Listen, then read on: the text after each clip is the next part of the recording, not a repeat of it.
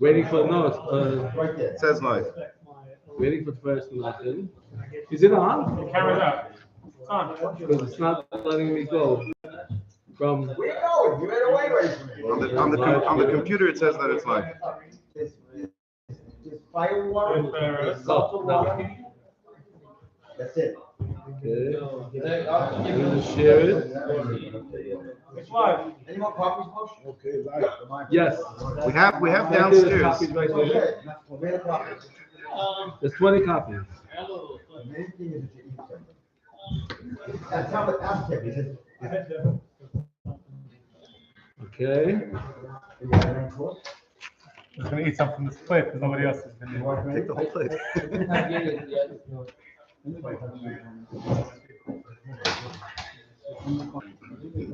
Okay, chassidus and the chassidish lifestyle is powered by love. When the Baal Shem Tov was a small child, his father passed away, and before his father passed away, he told him two things. Yeah, is there a scholar amongst us who remembers the words of the Baal Shem Tov's father? I don't remember them. Don't be scared of anybody but God. Don't fear anything but the Eibishter, and love every year, but there's detail into love every year. Yes, What's the detail? yes, with your whole.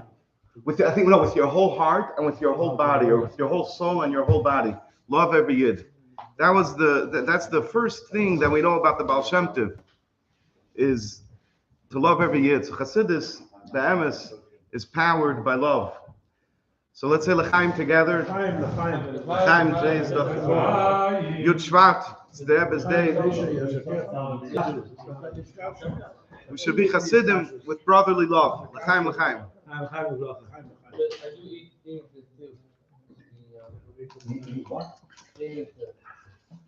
Should we start with the song? I'm digging.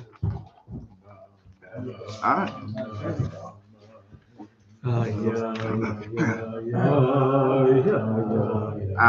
la da da ma ay ay ay ay ay la da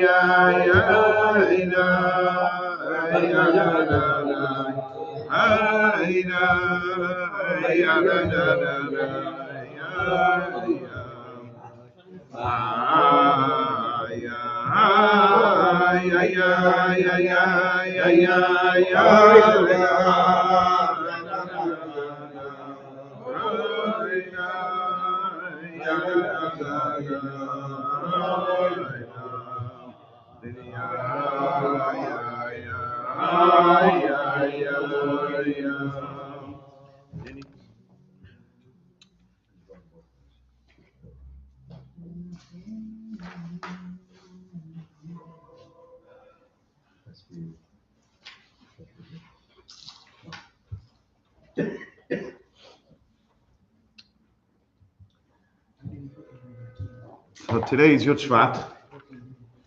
Yud Shvat is a general day in chassidus. It's the day of the Rebbe's Kabbalah Sanasiyas, the day of the Istalkus of the Frierdiker Rebbe.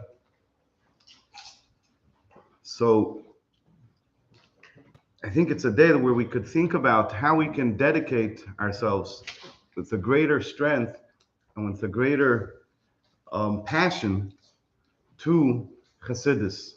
And perhaps before we start this year, we'll spend a few minutes trying to describe what it is that we're trying to accomplish through this year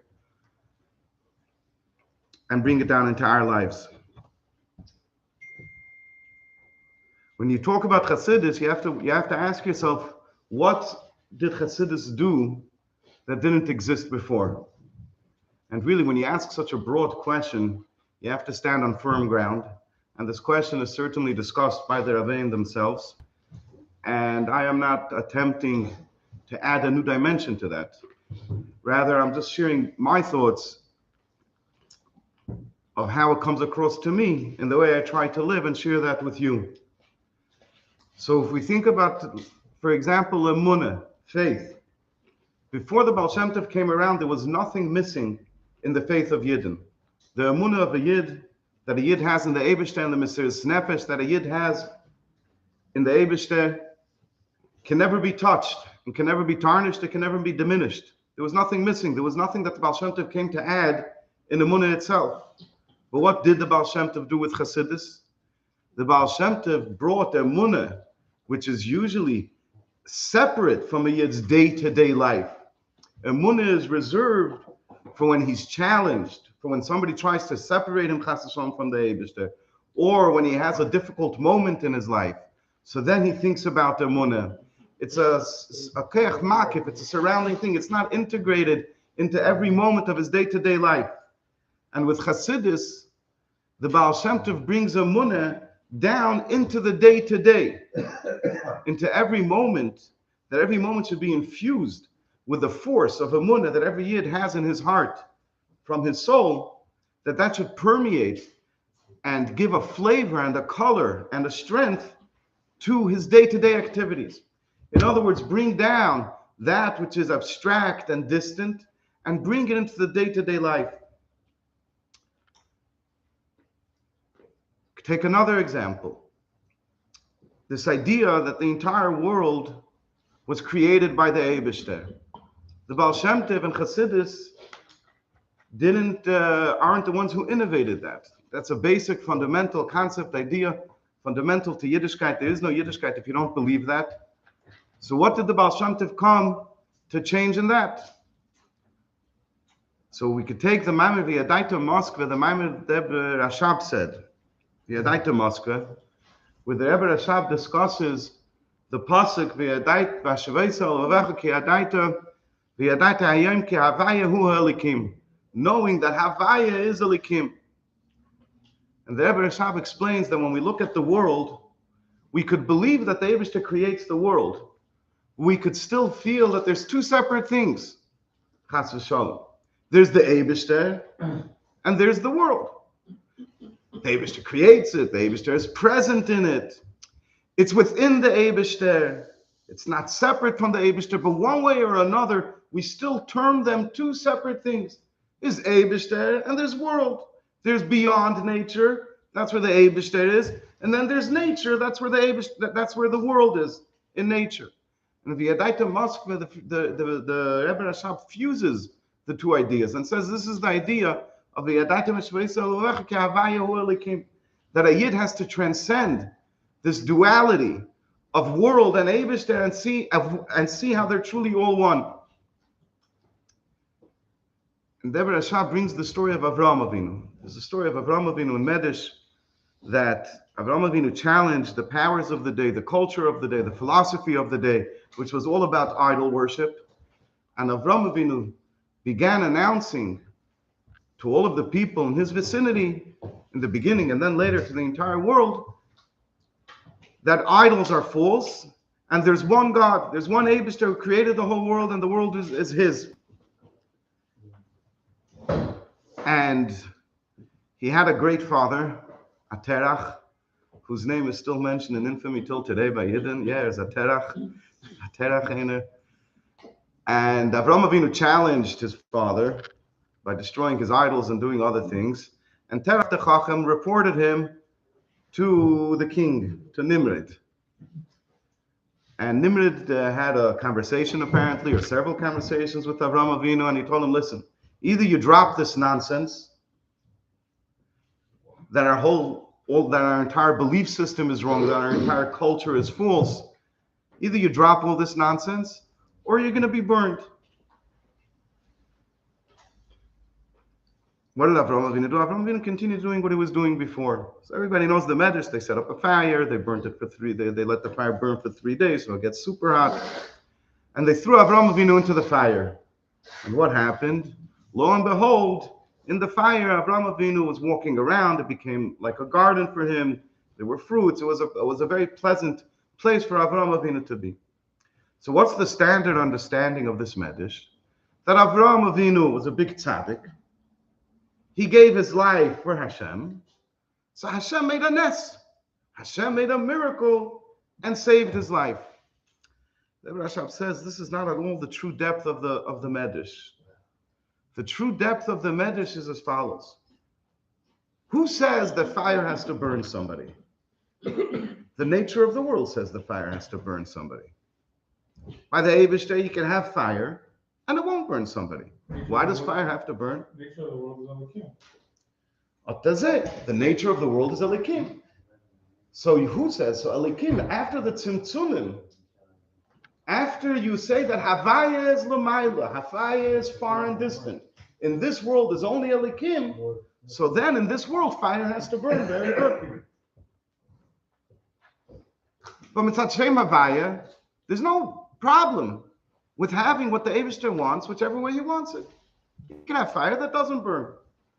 Avraham Avinu, by his behavior, by his day-to-day life, he lived on this level where Havaya and Elikim is one. There wasn't a separation between Havaya and Elikim. There wasn't a difference, a distinction between this world and the Eibishter. It's all one. And because that's how Avraham Avinu lived his life, so b'derech memela, automatically fire didn't burn him. It wasn't a nes. It was because Avraham Avinu integrated Havaya and Elikim. He brought Havaya down here into this world, where this world also behaves in accordance with what Shem Havaya wants. And therefore, he didn't need a nes. It was a self-obvious, it was a simple thing that the fire won't burn him. It wasn't a nes at all. And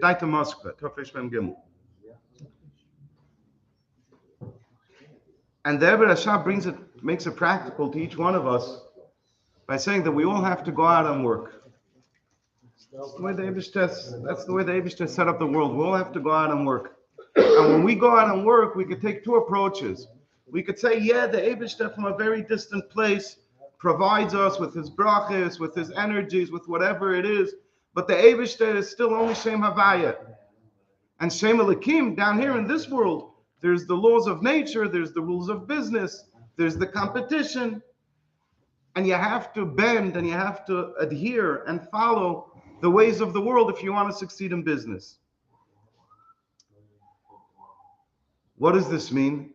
This means that if a Yid wants to set himself up a time to learn, but he needs to make money also, so he'll choose to make money, chas v'shalom. He may choose to make money. If he has to daven with a minion, go to mikveh, learn something before he enters his work day.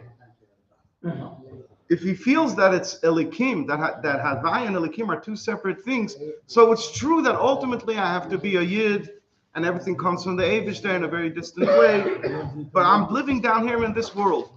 And down here in this world, to make money, I can't spend so much time davening and learning. I have to spend more time working.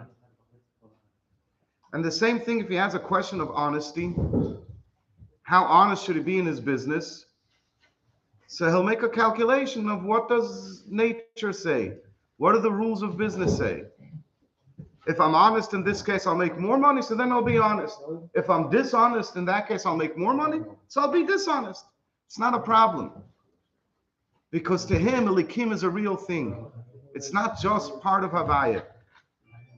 And this, the Rebbe Rashab demands from all of us that we see Havaya Hu Elikim, that it's all one thing. That the truth of this world, of Shem Elikim also, the truth of that is also only the Eibishter. And therefore, when we come to these questions in our day-to-day life of, should I set up a time to learn? Should I daven with a minyan? Should I dedicate time to my children's education? Should I give from my own money to tzedakah more than I'm required to? And perhaps even more than I can afford or more than makes me comfortable? Should I cheat or should I be honest? The answer to all of those questions, if you understand that the truth of this world is the Eibishter, is do what the Eibishter says. And look in Shulchan Aruch, look in Torah, ask a mashpia or whatever it is, and choose according to that. So here again, we have the idea where chassidus takes a concept that wasn't new, the idea that the Eibishter is ever present and created the world, but demands that we integrate it into our day-to-day life, make it part of who we are and what we are. Another idea is the idea of learning Torah. Before the Baal Shem Tov came around, there was no lack of learning Torah. Torah was learned. There's great scholarship all over the world. The Baal Shem Tov didn't come to bring anything new in the fact that Torah is being studied. Torah was always studied. Well, what did the Baal Shem Tov bring into Torah over here? The Baal Shem Tov brought to us an insistence to remember in Torah itself the Neisen HaTorah, the giver of the Torah. That when a Yid learns Torah, it shouldn't be chas v'shalom. That Torah is a great chachma. It's very wise, it's very smart. If people want to live in this world together and you want to have a functioning society, so you have to have certain rules. There has to be a government, there has to be a court system where you can, you can resolve disputes without resorting to violence. There has to be fairness, there has to be property ownership, all of the different ideas, and Torah gives us all of that. Okay, you have parts of Torah that talk about Tumah and Tara. So Tumah and Tara are obviously spiritual things. But if we're going to talk about the dinim of Mominus and the dinim of Nezikin, this is all about intellectual understanding. It's about wisdom. And the Baal Shem Tov came and insisted that in every part of Torah, including in Dinim Mominus, we always remember the Neisen HaTorah. Like the Alter Rebbe famously says in Tanya, that even a Tana, what was his name? Even the Tana whose entire study was in Dinim Mominus, was it Rabbi Yehuda? Does anybody remember? Even the Tana whose entire study was in Dinim Mominus was also pater from Tefillah. Also didn't have to daven, because his main work was through Torah. And his Torah wasn't in inyanim of kachim, of karbanis. His study Torah was in inyanim of business. And you'll be shocked, perhaps, I would think that most of us will be shocked to hear that this is such a novelty of the Baal Shem Tov. I was Farbrengen in a recent year with the Pagra with a Yid who discovered the Torah of chassidus, and we were sitting in Farbrengen, and he's, inspired by chassidus, and he learns chassidus with a great dedication. And we were talking about this nekuda, and he said it's hard for me to accept. It was hard for him to accept. As chassidim, we're fed this from the day we're born. That Torah and the Neisen HaTorah, you can never forget it. There is another way. There is another way, and that's what the Baal Shem Tov came to change with chassidus. That in the Torah, while we understand it, and we have to understand it the way we understand it. You can't understand Torah the way somebody else understands Torah. That's foolishness. It's not Torah. A mitzvah, you do the way somebody else does a mitzvah. Because it's an action. And you have to do the action the way it's written. Torah, you must understand. If there's a bezdin that paskins the halacha in a way that they don't understand, but only because they're relying on somebody else, they're being even on what it says in Torah. You must understand Torah and paskin Torah the way you understand it.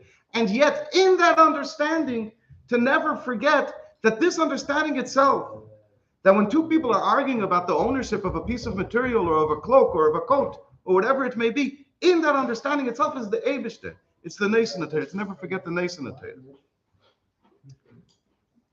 So here we see again the same theme, where the Baal Shem Tov came to take the highest concepts, the highest giluyim, and draw them down and make them a part of our day-to-day experience as a Yid living in this world. We had to, in Hanukkah already, there was the those, wasn't, they never resolved the machlekes of whether her is wisdom or is nation Torah. It's an akut that's discussed about Hanukkah. It's not a. We didn't need the Baal Shem Tov to resolve, it was already Who- resolved by. who- Who taught you that Torah?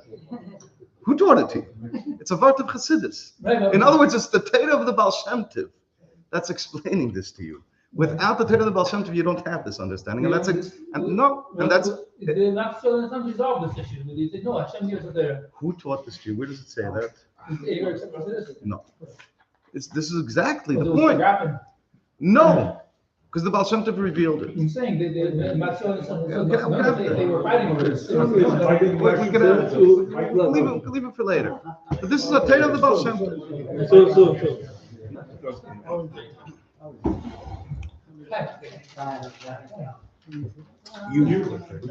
If this is If this is what chassidus is, if this is what chassidus is, and if this is what the Baal Shem Tov set out to accomplish, then perhaps we could also understand a little bit what the idea of the study of chassidus is, and what we try to do with whatever abilities we have in this shir. Hello, welcome. What we try to do with the study of chassidus to the best of our abilities. You see, there's a big difference between inspiration and transformation. Inspiration is where a person remains who he is. But he was inspired by a certain story or by a certain event. And now he's operating based on the power, on the juice, on the energy of the inspiration that happened. But the person remained the same person. He's not a changed person. And therefore, what happens once the inspiration passes? He goes back to what he was. And if you want to talk about it a little deeper, this tells us that really, even when he was inspired, he wasn't really that person. Even while he was in a state of inspiration, it wasn't truly him. It was something else. It was an external force that was acting on him and impelling him to be the person that he is. But him, it was not. And that's why when we learn chassidus, we don't just read an inspirational vart. We don't just read a few lines, a 1-minute video where we're put on fire by a thought which really touches the soul. Chas v'shalom tanakit. You're talking about what you see in that is you see a Yid's soul be touched by a feeling of the Eibishter.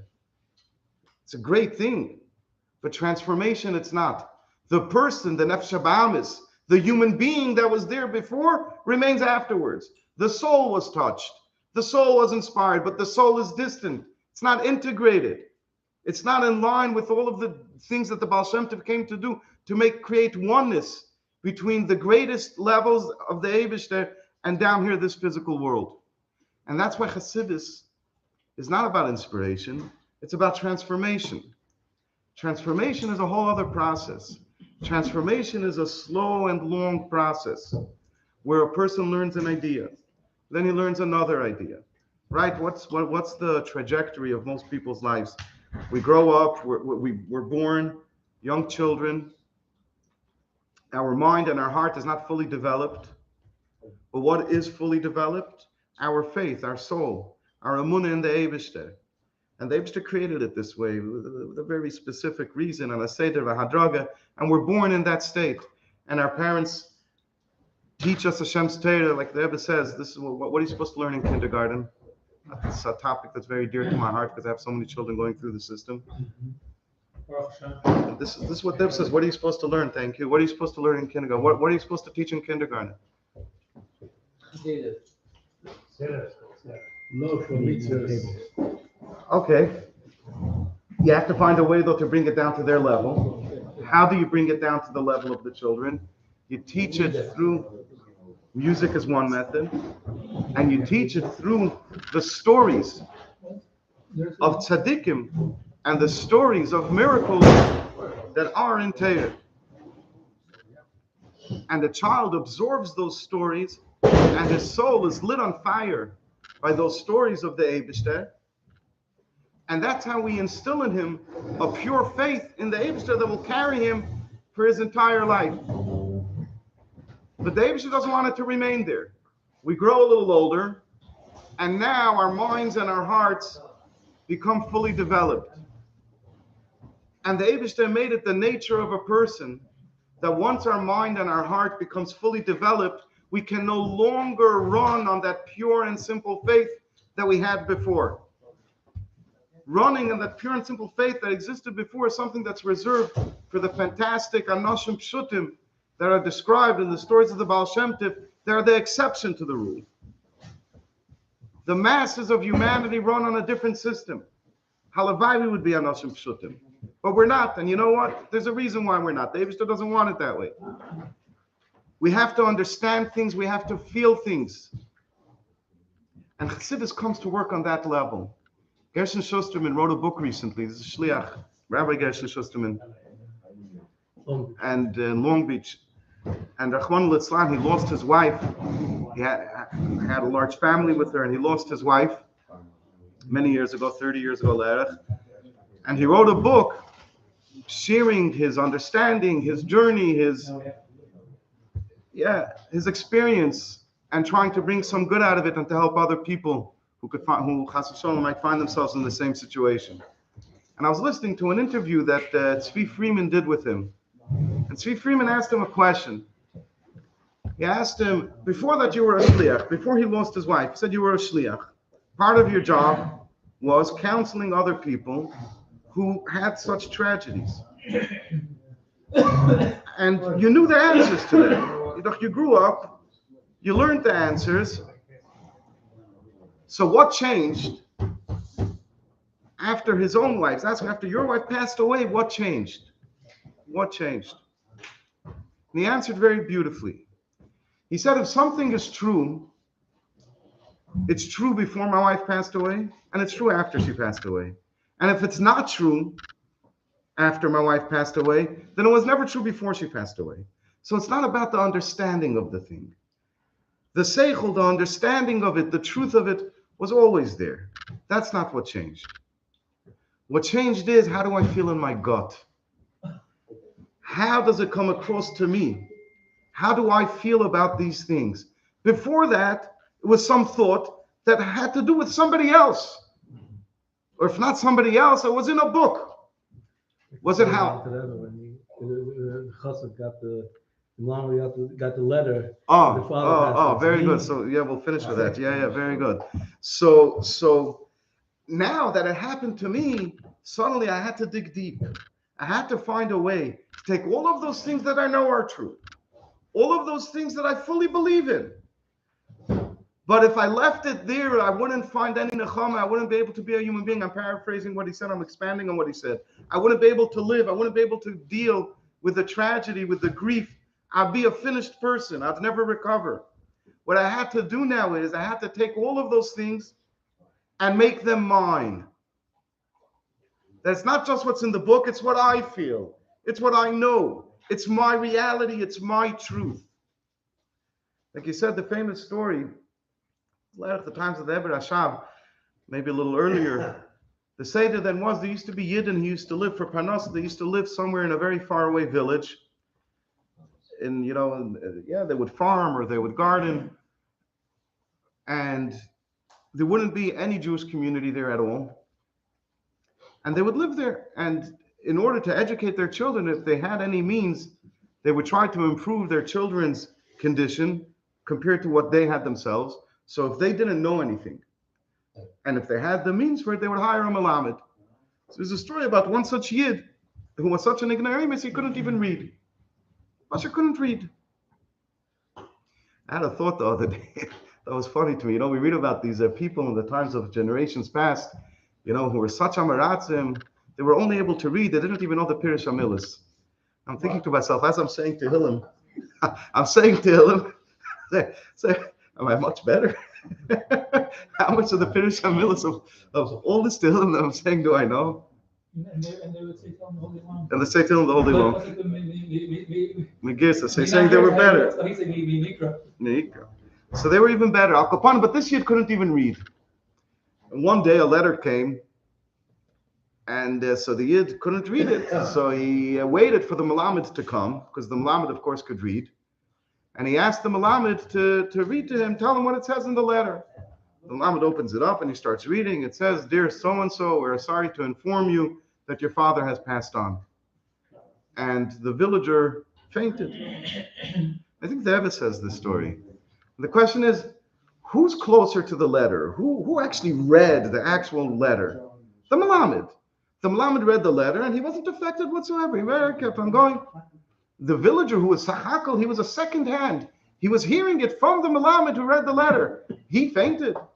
Why did he faint? And the answer is very simple. Everybody understands it. Because to the Melamed, this is his life. This is his life. And that's the beautiful system that the Eibishter created, that once we pass childhood, once we start maturing, it's impossible for us to continue running and cruising along on faith. We now have to fill our minds with ideas, and these ideas have to be the types of ideas that can inspire and fill our hearts. And slowly but surely, bit by bit, we start filling in an entire picture. How do we see the world? When we look at the world, what feeling is developed inside us when we look at the world? Are we like a scientist who every object that he looks at immediately starts thinking about the chemical reactions, the combinations, the molecules, the atoms? Or if he's some other, the hardness of the material, the various different physical properties of the material. That's how a scientist looks at the world. If he's a philosopher, he starts thinking about what's the benefit. A table, look how perfectly it's made. It's suited to its need. It's at a certain height. You can fit your feet under it. It's strong enough to support weight. What a wonderful, beautiful invention this is, a table. If he's a craftsman, if he's an artist, he looks at the world, and in everything he looks for the beauty in the world. Look at how the colors, you ever thought about it? The colors of green and blue. The sky is green, and then the sky is blue, and the beautiful green of the trees and the grasses, how they both come together. Then the brown of the earth gets mixed into it. It's gewaldic, it's beautiful, it's gorgeous. And then suddenly you go to a desert landscape, and again, it's a different color, but the way it comes together so beautifully. The contrast over here, suddenly a story of contrast between the stark and harsh sand and the soft blue of the sky. If you're an artist, you see the beauty in the world, the beauty in everything. Are any of these the true world? No. But this is what you see, because this is what you put in your head. This is what's real to you. And if you're a Yid, what a Yid ought to do is that when he looks at the world, he should get a feeling, here's the Eibishter's world. Here's the Eibishter's table. Here's the Eibishter's Beis Medrash. But not only the Eibishter's Beis Medrash. When he's at work, here's the Eibishter's work. Here's the Eibishter's business.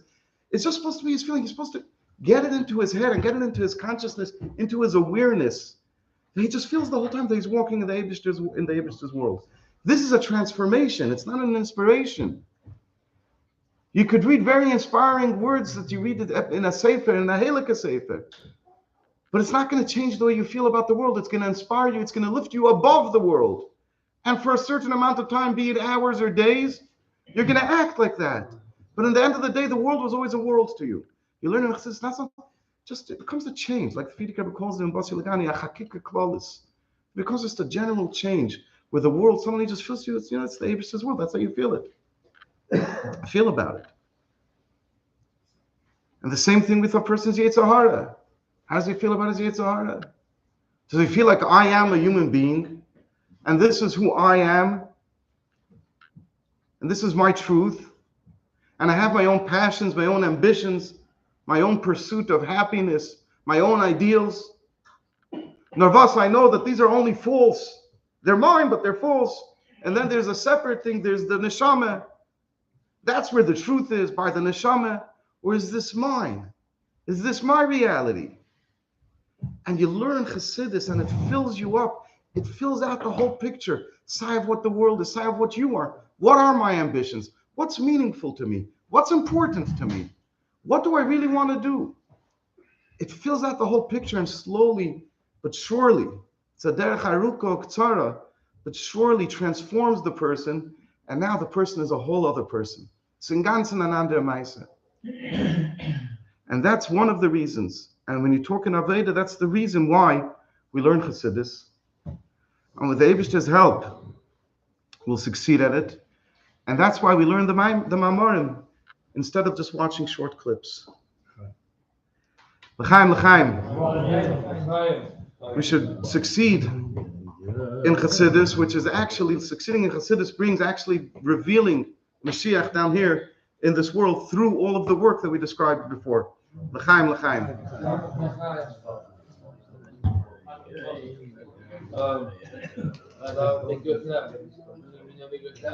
Sorry? The names of Hashem? Thank you, Hashem, the song.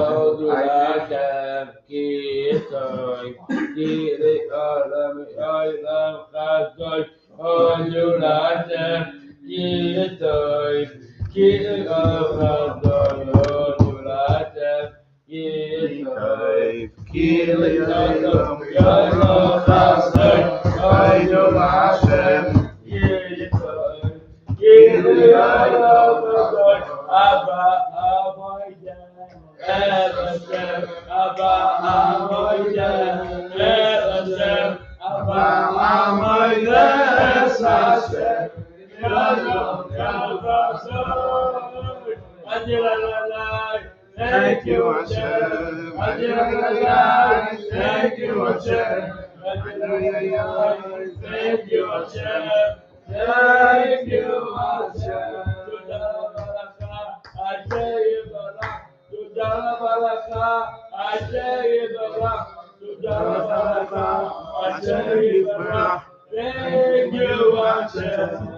You want to share with us why you felt like singing the song?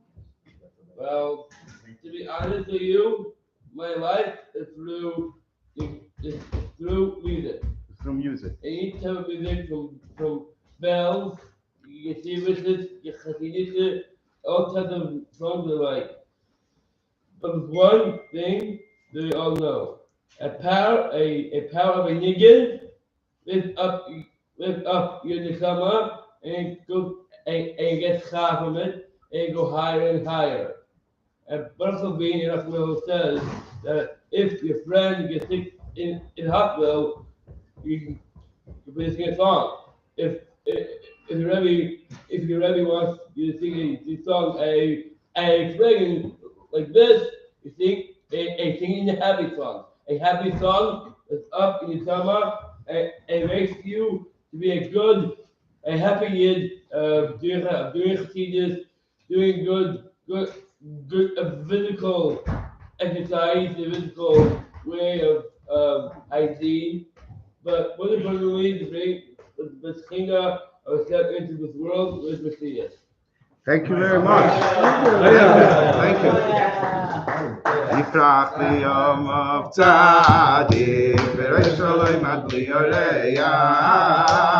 Yifrach liyom of Tzaddik, v'reish Shalom ad liyoreya.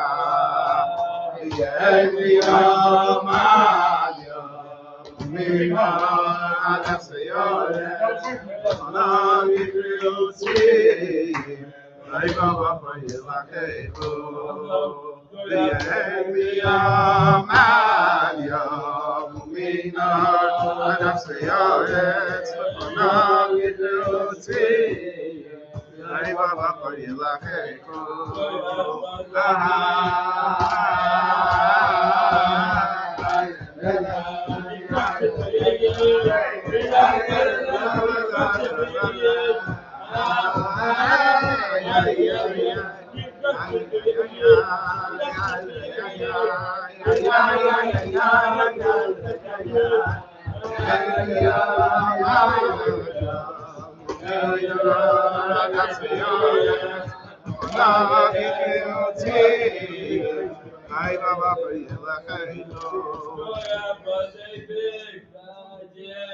Yoyak was a big Tzaddik, brothers Yehuda, to benefit the rest. Yoyak was a big Tzaddik, every year a big Tzaddik, every year a big Tzaddik, to your Yehuda, to your Fitla, every year a big Tzaddik.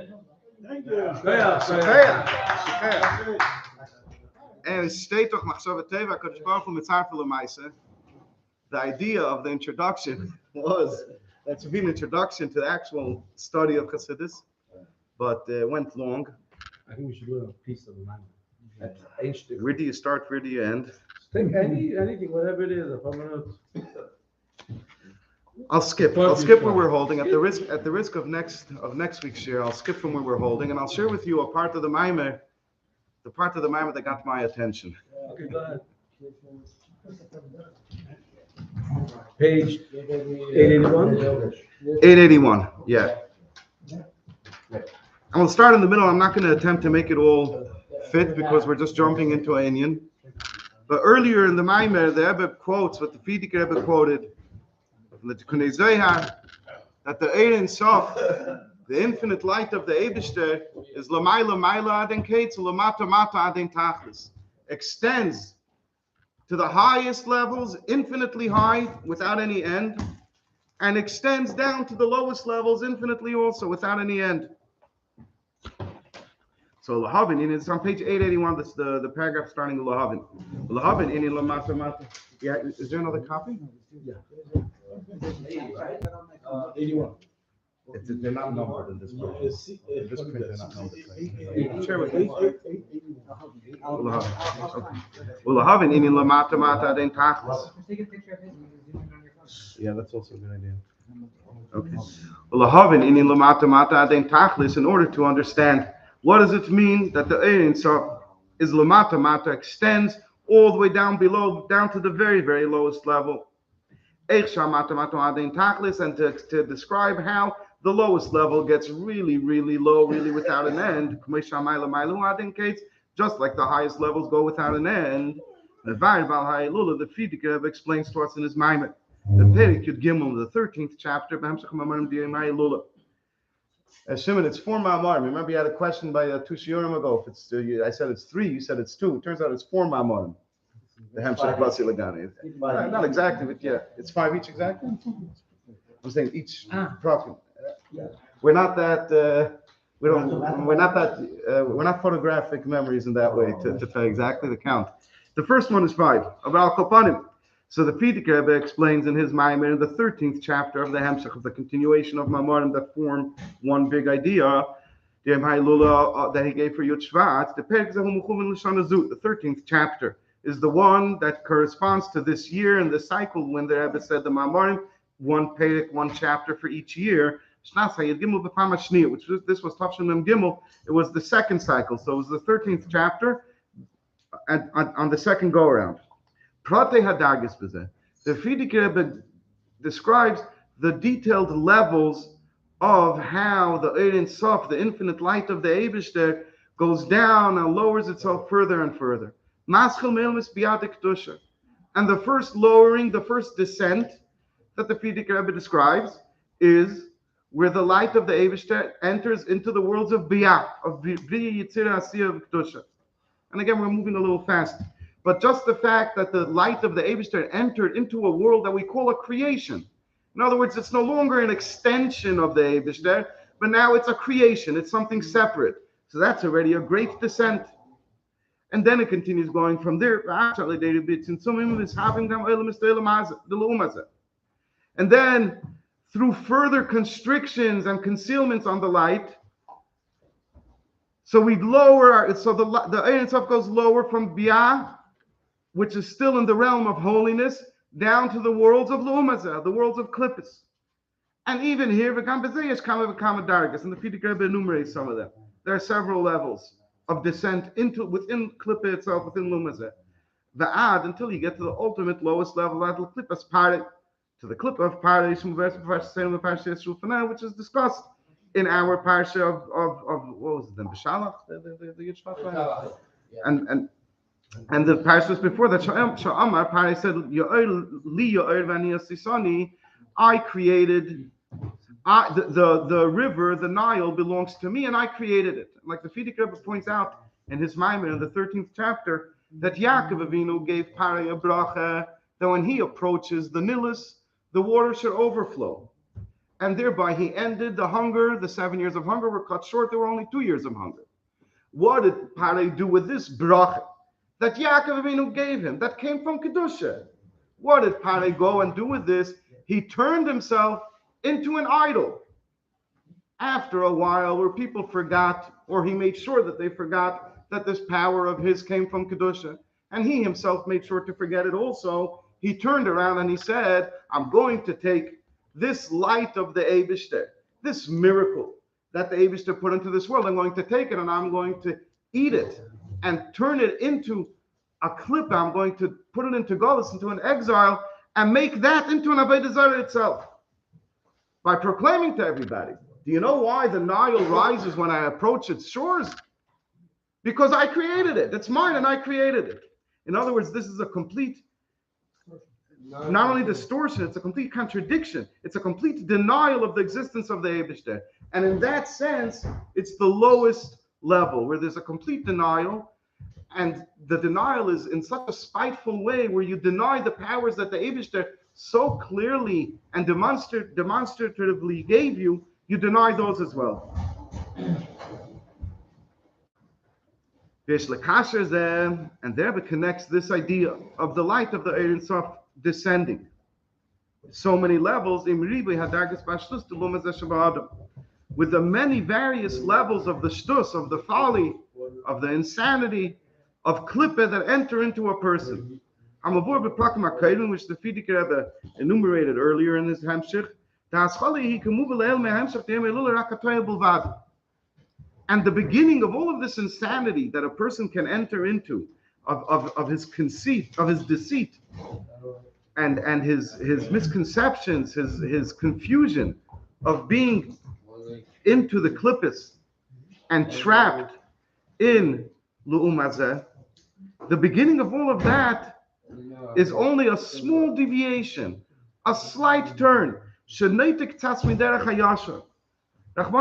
way a person starts this descent is that he's on the straight and correct path. However, he makes the slightest turn in a way that's not a grubber thing, it's not coarse, it's not crude, it's not selfish. Never mind that it's not usher, it's not prohibited, it's not despicable, but it's just the slightest deviation from his pureness in his serving the Eibishter. He calls it a hair's breadth. He deviates just a hair's breadth, but now he's already deviating. Now he's already off to the side. And what could come from that is terrible things. Right? The famous marshal is of a ship that's crossing the ocean, that's crossing the Atlantic, and it heads out from its port. Okay, but Mama ships don't go in straight lines anyway. They take into account the currents, and they take into account the weather, and other ships traveling on the ocean, the traffic patterns, and many other things. But let's say a ship was heading out and it was going in a straight line from the port over there in Dover and in England straight to New York City or the port of Newark. Say a straight line. If the ship deviates, if the ship is off just by the slightest degree, it's turned off. It's supposed to be facing like this, and it's turned off in a way that you can't even tell. But it's just very slight. After traveling the 1,000 miles or so, or whatever it is, across the Atlantic, more than 1,000, the thousands of miles across the Atlantic, what's going to happen? I'm sorry? 3,000? Thank you. The 3,000 miles across the Atlantic, it's going to be tens, if not hundreds of miles off of its destination where it's supposed to go. This is a marshal. It's not the best marshal for this idea, but it's just to make it a little easier for us to understand this concept, that sometimes you could be off in the most innocuous, seemingly harmless way, but the impact of that, the results of that could be catastrophic. And this is what the Tzaddik Rebbe says, and the Tzaddik Rebbe is bringing this down from the Gemara. This is the way the Yetzer Hara, that the beginning of the Yetzer Hara turns a person away from his pure and holy dedication to the Eibishter, he involves his own ego, his own self, his own agenda into his service of the Eibishter, just in the teeniest, slightest, almost unnoticed way. Almost, you could barely tell that it's there. However, once the person does that, so now he's already in the hands of the Yetzer Hara. Because then comes the next deviation. And from that he ends up descending further. Until the person becomes consumed and subsumed in taivus. And from his taivus, from his pursuit of the pleasures of his body, which is still not usher. It's not usher. He's having taivus and kosher meat with the best hashkachas. Before he goes and presses a meal, he makes sure that the mashgiach is to the highest standards, well trained, knows how to do his work, has yiras shamayim, And learn this minor before Shabbos. and even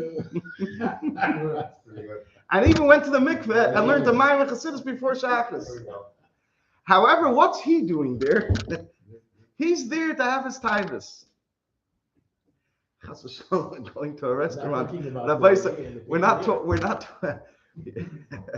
Nobody should fool themselves. Go to a restaurant. Not only for shalom bayis, for your own sanity. When you're in the emotional state where you no longer need the crutch of going to a restaurant every once in a while, then start, investigating in your soul if perhaps it's time for you to stop going to a restaurant. We're talking over here about a high level. I'm just using it as a muscle. But at least as a start, we could start with maybe not being so into the food. You went to the restaurant, you enjoyed yourself. Do I have to talk about it for the next week or two? Oh, those lamb chops. Oh! That's the problem. You can do the same thing. He doesn't have to go to a restaurant. But you know what? The problem, but that's the problem with the Yetzer Hara. He's never satisfied. And one day, after enjoying it at home for so much, he'll hear about this restaurant that all his friends are talking about, and he's gonna have to go because it's always more vas mera behemah. That's what it's looking for. But this is all mutter. There's nothing wrong with it. However, when a person sinks himself into that, and in such a way that he allows his whole life force to be captured by it, and that becomes his life, then the next step is he gets even lower, and the Rebbe doesn't want to say, the Rebbe doesn't speak it out. The Rebbe is always so careful, and this is lefierech, the Rebbe's and chassidus bichlal. This is a very not so positive ace, but we'll soon see it's connected to the whole point of the Maimer. But the Rebbe stops there. The Rebbe says until it's possible for him to do something wrong. The Rebbe doesn't take it to its full conclusion because the Rebbe remains forever positive and forever only looking at the Yidden and their goodness. And so should we, including ourselves. However, now the Rebbe takes it all the way. The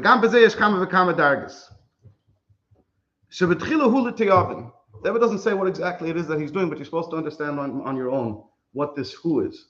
Then at the beginning, this thing that the Rebbe didn't say that he actually does, that it's only because he's to satisfy his appetite. He's hungry for it. He's hungry for the averis that he's doing. And then a person falls even further. He becomes completely rebellious. The Rebbe doesn't say that he rebels against who. The Rebbe is minimizing it as much as possible. And he does whatever it is that he does. Lahachis to spite. And since the Eibishter placed the entire world in the heart of man, which is such a beautiful pasuk, we'll discuss it in the following shir. The Eibishter placed the entire universe in the heart of man, and the way Chassidus teaches it is quite literally that whatever happens in the world is controlled by and brought about by what happens in man's heart. That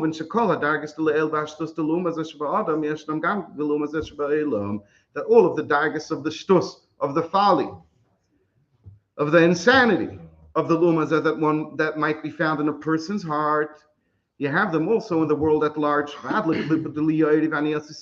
the level of the klippah that the Rebbe described earlier in the Eis, of denying the very existence of the Eibishter by taking the Eibishter's energies, the Eibishter's holiness, the Eibishter's kedusha, and the Eibishter's brachas and miracles, and turning that into an Avodah Zarah, making yourself an Avodah Zarah through that, which is compared in a person's life when he does an Avodah, not because he has a big appetite and he can't hold himself back, but because he wants to spite.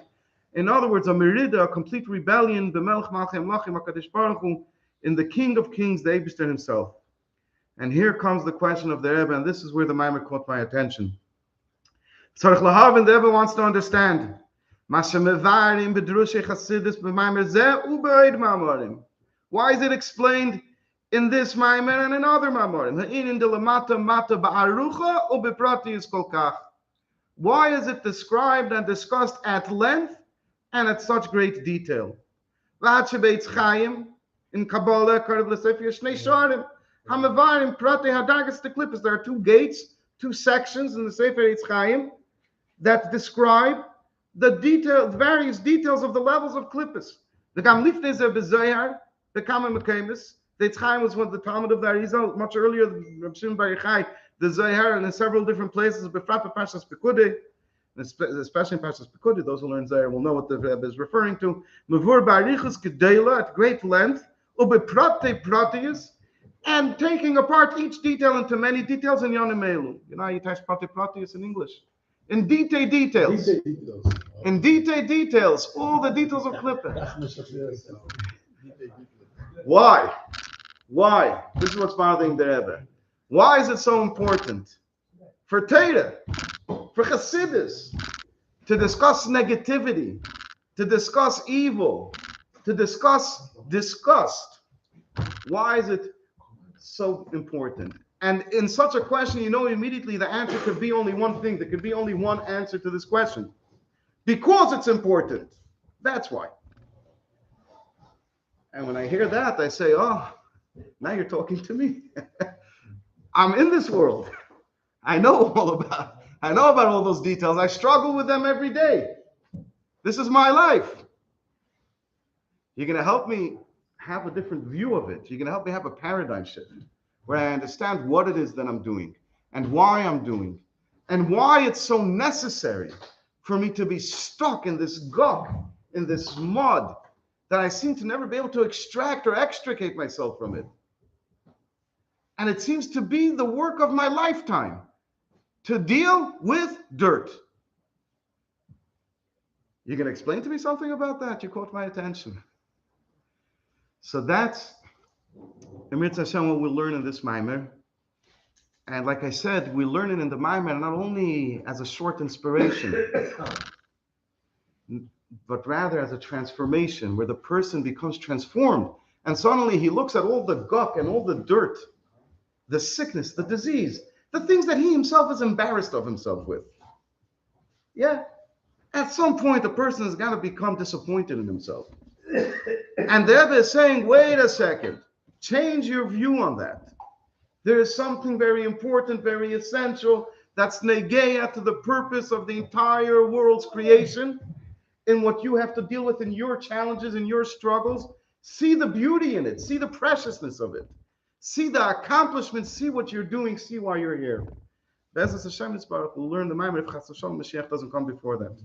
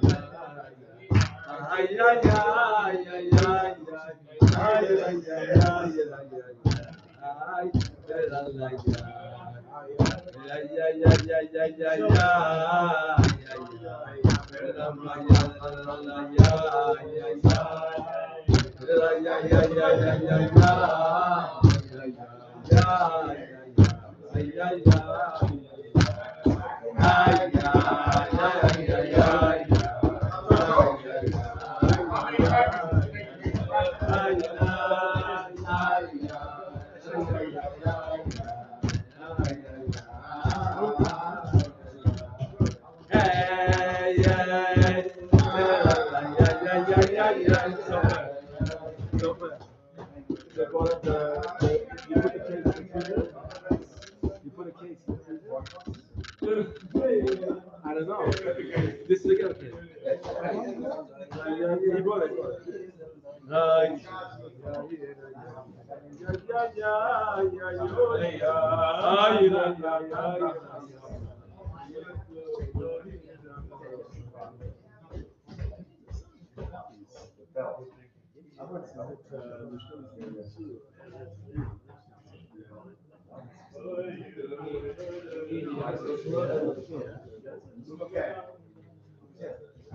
No, what's that doing with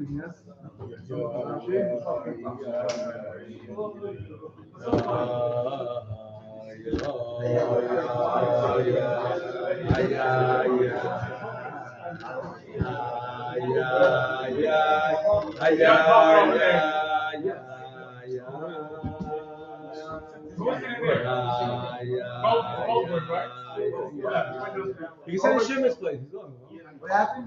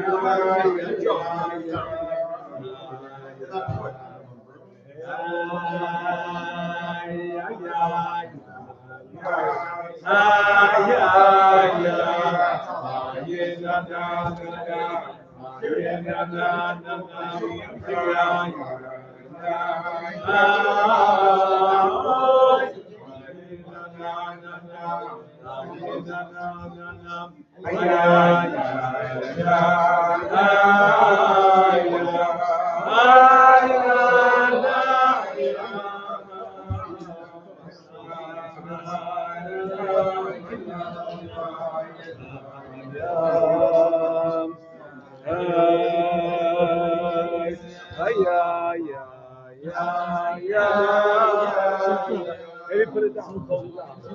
Maybe what's he saying? Guess come on.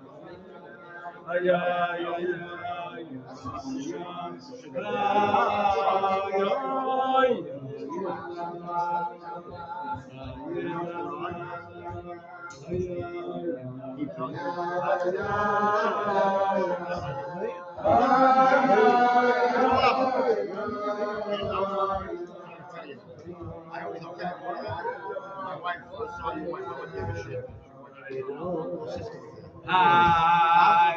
Na na na na na na na. I didn't tell you.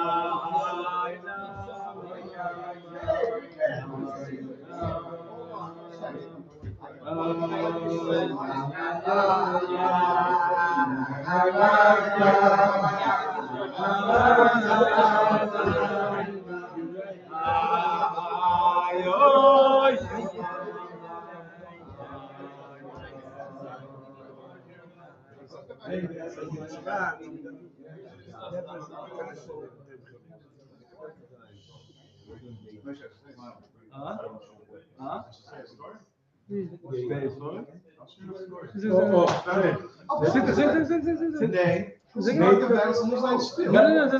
Sean, sit down over there. No, I want to find out something. Sure. Village. I want to make it. Yeah, I this is like- want to make it fun. Alpha do build.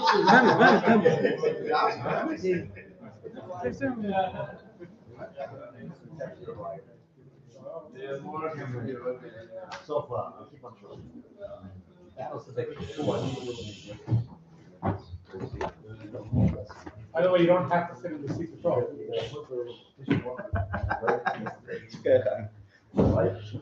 So, continuing with what we started with, which is that chassidus came to make a change. Chassidus came to make a change in people.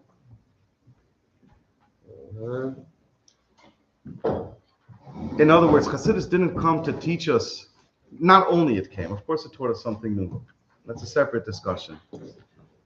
But like the Rebbe discusses in Kunst in Yanshel Teis Chassidus, that the fact that Chassidus was something so new, such a great revelation, so Chassidus isn't counted as a separate section, as a separate category in Torah.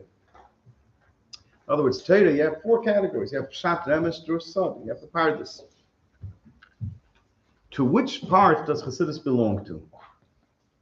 Pshat, Remesh, Drus, Sod. So in Kunst in Yanshel Teis Chassidus, the Rebbe points out that Chassidus is the neshama of Torah, is the essence of everything in the world, really. It's the revelation of the essence. Just like, as a kid, I always thought that oil comes from canola seeds. Yeah, you have the Western bottles, canola oil. And there's one other type of oil. Maybe you're. No, I didn't know about that.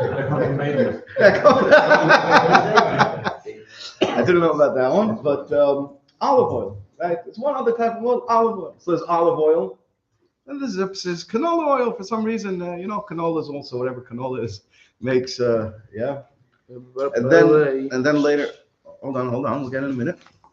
And then later, as the various health crazes started to come in, you find out there's grapeseed oil and this oil and that avocado oil. There's oil in everything. So the Rebbe actually explains, the Rebbe actually talks about it. The Rebbe says that the oil is the essence of everything.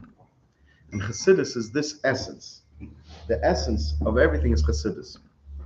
And therefore Chassidus brings light into every aspect, into every dimension of Torah. And in Nanishal Torah Chassidus, the Rebbe goes through the Maida'ani, the way it's explained in Pshat, Emes, Drush, Sod, and the Rebbe explains how in each one of those ways of learning Torah, Chassidus shows a greater depth, brings out the soul of it. So we see this idea that Chassidus was, what's that? Actually, the Gashmi is the more the Chassidus is spread, the more the oil is spread. Which oil? All oils coming out. Coming up, okay. So we see this idea in Kunst in Yanshel Teis Chassidus, that Chassidus is both, is a very great revelation, is something new, but in a way, the idea of Chassidus isn't that it's something new. The idea of Chassidus is how it impacts and influences every area of life. That's what I was trying to describe earlier, and we'll get back to that for a moment. Because there's one other contrast that we can make between before the Baal Shem Tov and after the Baal Shem Tov. There you have it again. Before the Baal Shem Tov, Yidden learned Torah. And before the Baal Shem Tov, Yidden did mitzvahs. What did the Baal Shem Tov come to change in that? In the Torah and mitzvahs. So perhaps we could explain it, we could illustrate it with a story. This is the famous story of the Rebbe Rashab as a child and the Razah. And they were having a discussion. The Rebbe Rashab was younger, and he was asking his older brother, the Razah, he was asking him, what's the greatness of a Yid? And the Razah answered the Rebbe Rashab that the greatness of a Yid is in his davening. In his davening. And the Rebbe Rashab said, this is true regarding a Yid who knows how to daven. But what about a Yid that doesn't know how to daven? Where's his greatness? And the Razah didn't have an answer for the Rebbe Rashab. The Rebbe Marash had an area, like an outdoor area that he would sit in. It sounded like it was like enclosed. It was like a, there were like four, what do you call it? Whatever it is, a sunroom. And a chassidus, that's the word for it. Etc. By the way, if you look in the a sun porch. Okay, so I say. But you were able to hear what was going on. I think he asked his daughter to call his two sons, and he called them in, and he asked that the Ivan, the wagon driver, should be brought into where he was. And he asked Ivan, the wagon driver, did you eat today? He said, yeah. I don't remember all the details of how he goes through it, but more or less the idea is, right, did you work today? Yeah. Did you eat today? Yeah. Why do you work? Why do you eat? So basically he says, I work and I eat so I could live. And why do you live? It's a famous story, everybody knows it. Yeah, it's the back of the tone. Why do you do all of this? So he says, so on the end of the day I can go to the bar and enjoy a good drink. But he says, called Bencha de Meshardis. It was a simple yid. He asks Bencha, did you eat today? He said, yeah. And various other things. He asked him, no, why did you? So he says, so. Finally, he comes to the point. Good guess. And he's satisfied. He says, yeah, he's satisfied with what he had. And he asks him why. And Bencha de Meshardis answers, so I could daven and serve the Eibishter. Right? So I could daven and serve the Eibishter. But that's not the end of the story. Is anybody here a perceptive reader? Does anybody remember what the actual end of the story is? That's not the end of the words of Bencha de Meshardis. Bencha de Meshardis said, so I could daven and learn, and he made a krechtze. He said, And I believe it's in the Pnim. The Frierdiker Rebbe explains that in this that's where you see the difference between a Yid and a Goy. So hold on one second. What just happened over here? I thought we had a beautiful difference between a Yid and a Goy laid out. Yeah? The Goy lived so he could enjoy the pleasures, so he could drink, in other words, so he could enjoy the pleasures of this world. The Yid lived so he could do Torah and mitzvahs. That's pre-Baal Shem Tov. That's without the chiddush of the Baal Shem Tov. The Rebbe Rash wasn't satisfied with that.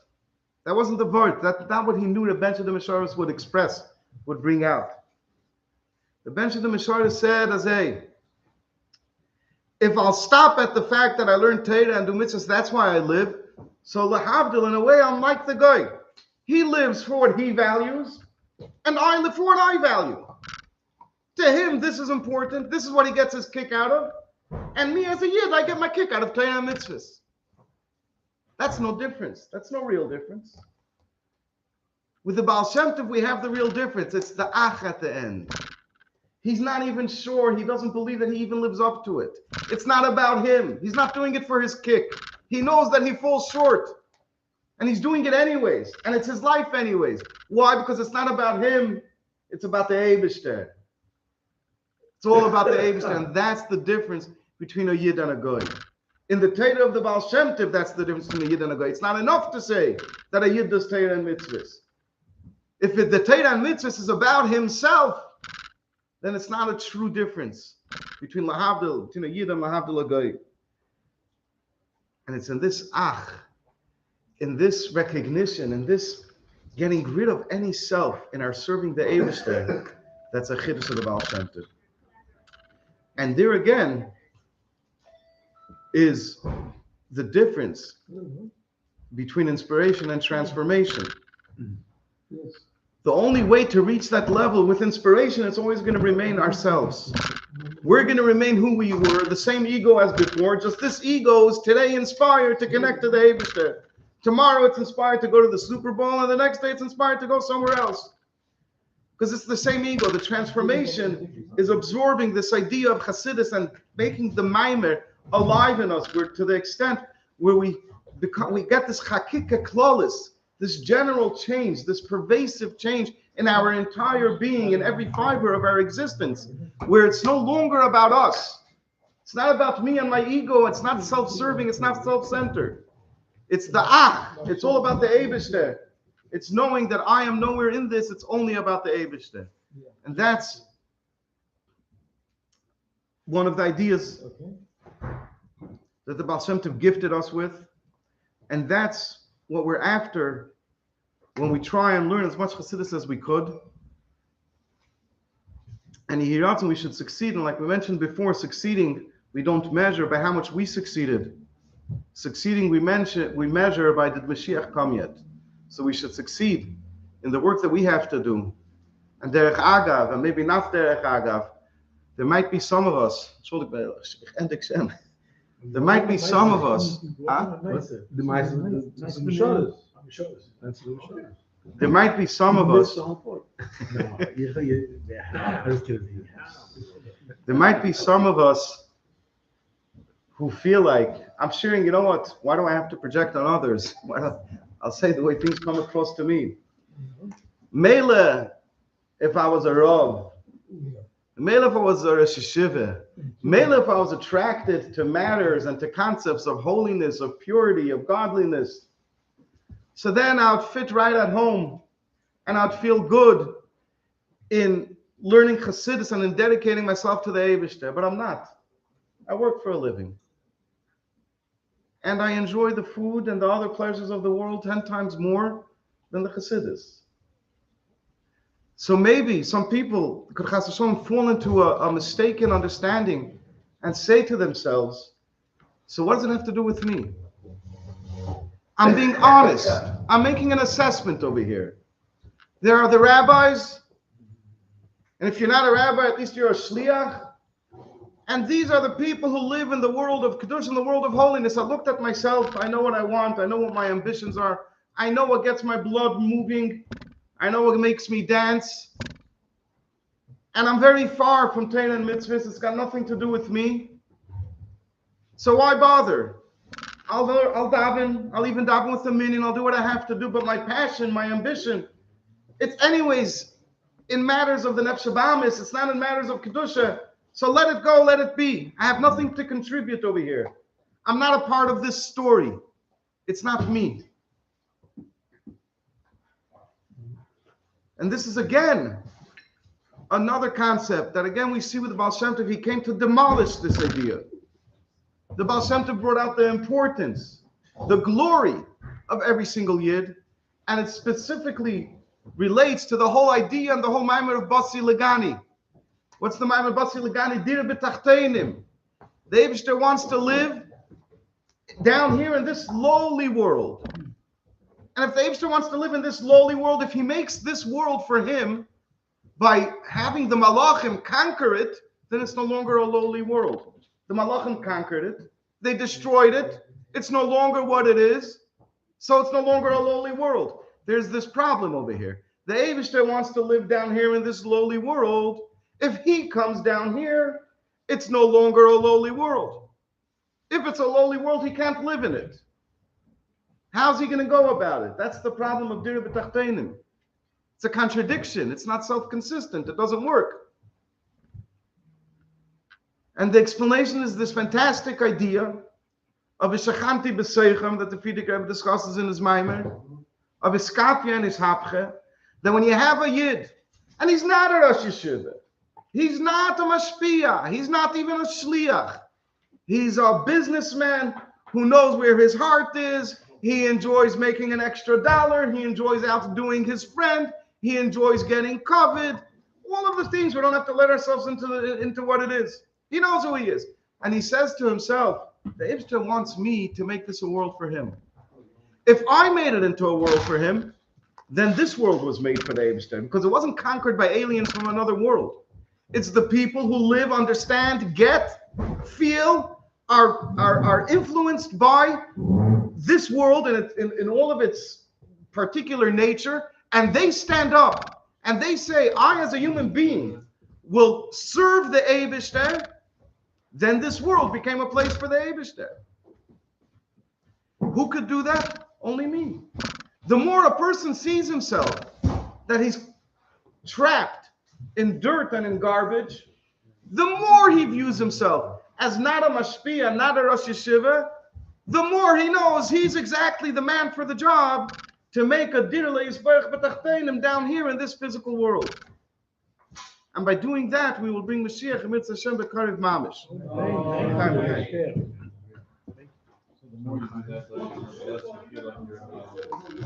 But it's different. It's different. You're still a human being. You're a human being that was transformed. If you take a piece of skin, of hide, take a piece of hide, and you work it into a soft, plush leather, it's still hide. It's just that it became different. Now you can make a couch out of it. You can make a nice piece of clothing or some other beautiful thing, but it's still leather. You change the definition of leather from being hard to being ugly. Makes sense? Okay. Ask him what's right. Time with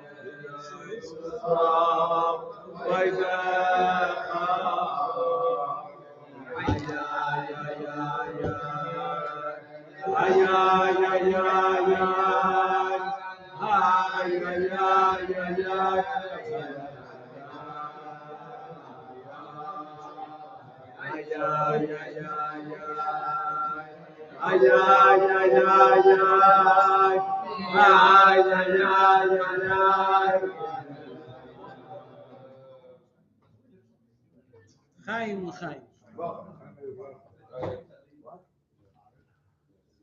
Rosh Chassidim Yud Shvat is a day that we mainly focus on the fact the Rebbe became Rebbe. The Rebbe became Rebbe. Yud Shvat touching Yud, and then touching Yud Aleph was Mekabel the Messias, accepted to become a Rebbe. The Rebbe on Yud Shvat obviously focused very much on the fact, and not very much, but focused on the fact, totally, not very much, on the fact that it's the Hilul of the Frierdiker Rebbe. And spoke about it that Gosh until the latest years, and we do the minhagim of the Hilul, etc., etc., which also, Ma'aseh B'Poel, the activities that we have on Yud Shvat, the official minhagim, are around the fact that it's the Hilul of the Frierdiker Rebbe. The more specifically is because the Frierdiker Rebbe said it gave it out just before the Stalkus, and then that's what we say Chazer, and then the Mishnayos, and the candle, and the Aliyah. So everything's around the Hilul. The Rebbe is the sees constantly spoke about the Frierdiker Rebbe being the Siddur Reinu. That was the language of the Rebbe. And every time we go to the Oyel, the Frierdiker Rebbe, everything was around just being a hemshech of the Frierdiker Rebbe. Not that we understand so much at all in the drachim of the Rebbe. But the Rebbe, the whole of the seas was very much about Gosh. If you want to say, the bittul on just being the hemshech of the Frierdiker Rebbe, of older Rabbeim. The Vasiligani is always every mention of older Rabbeim, every Yom Tov of older Rabbeim. Kilu that is just bringing and bringing out and being mamshech what older Rabbeim did, and especially about the Frierdiker Rebbe.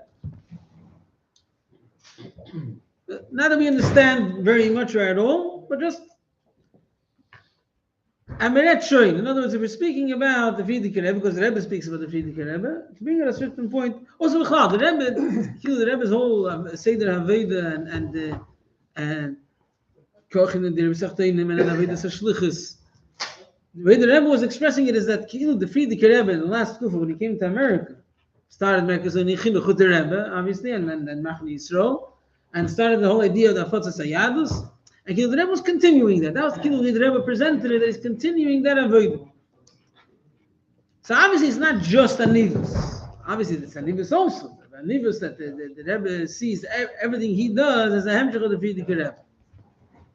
But I mean, there obviously has to be something there that, look, Al Kol Panim Azoy. There's an interesting thing. The Sefer HaZechronos is written from Ksavim of the Frierdiker Rebbe by a journalist, Meckler.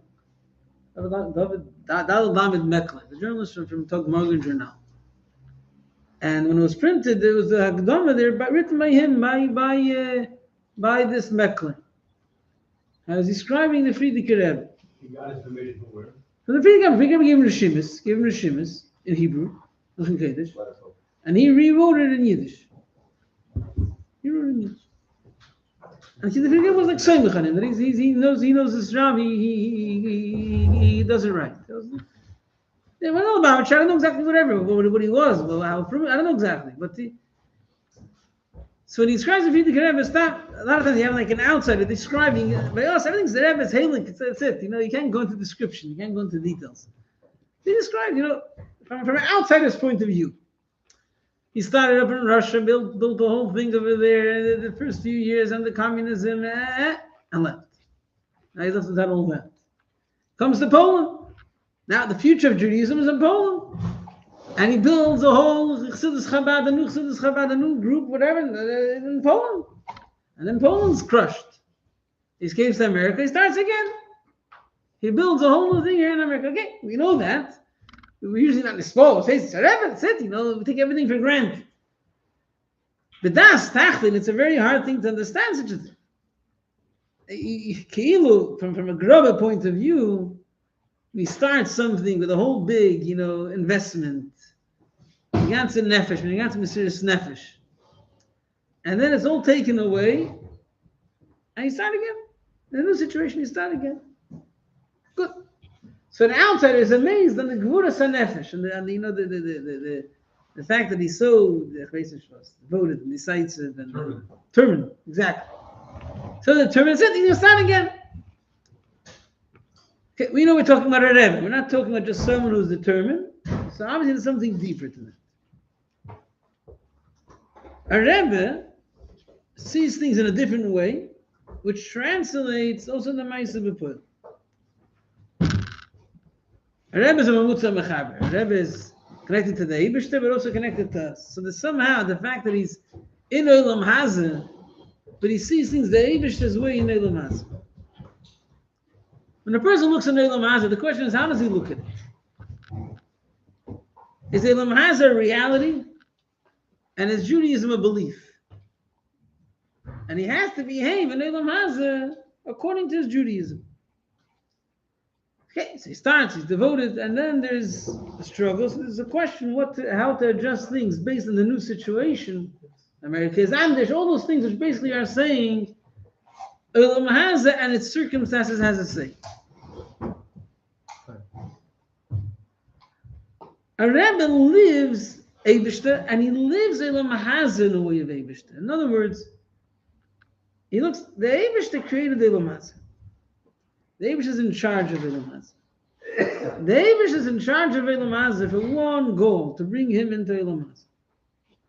So wherever I am, that's just what I'm looking at.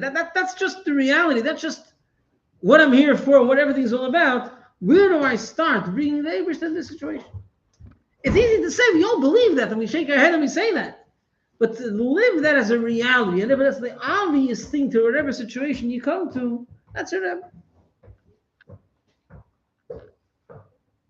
In a way, with the Frierdiker Rebbe that came out, the Goli, the Esser Goli is Gol Sulabavish, the Goli is of from one place to another place. That's also what he describes it. Like the study from the Lubavitch Rebbe says, if you study from the Yiddish folk, that's what he describes it. It's like he went through all Medurim, all different situations, and in an extreme way, and in a way that's not normal, totally not normal, and restarted, but not just restarted. Kol Kavod, he restarted It was like, that's reality. The Abish that makes the world, there's one goal. So America's nicht anders wasn't like, okay, said America's nicht why is America's nicht anders? Because the world is made and created by the Abish, so that's what everything's all about. That's the way I see and I translate how things have to be in the new situation. The pashtus, the Rebbe says that there's the idea of the Shvi, which the idea of the Shvi is that he's not looking for his own greatness, that he's going to Mesiras Nefesh. He's looking for the fact that what Hashem wants should be accomplished. The idea of the Shvi is that the truth behind the avodas of all the generations before are brought out in the strongest way. So just before the end of the Frierdiker Rebbe's time, at the beginning of the avodah of Deir Shvi, so there's the Maimer Basel Legan. What's the idea of Basel Legan? So Pash's idea is telling you that the world is the Mekoyim Shel HaKadosh Baruch Hu. Basel Legan Yachis Ikava, the world is my gan, it's my original place. That's what it's all about. Let's bring out this Nakuda that it's not just we have what to do in Olam Hazeh, and that's our mission, and we have to stick to it. But that's the way we view the world, the way we view the situation. But not just that's our belief, and that's what we hold, and that's what we're going to view it. That's what things are about. And that's what things are about. So obviously that's the way we view it.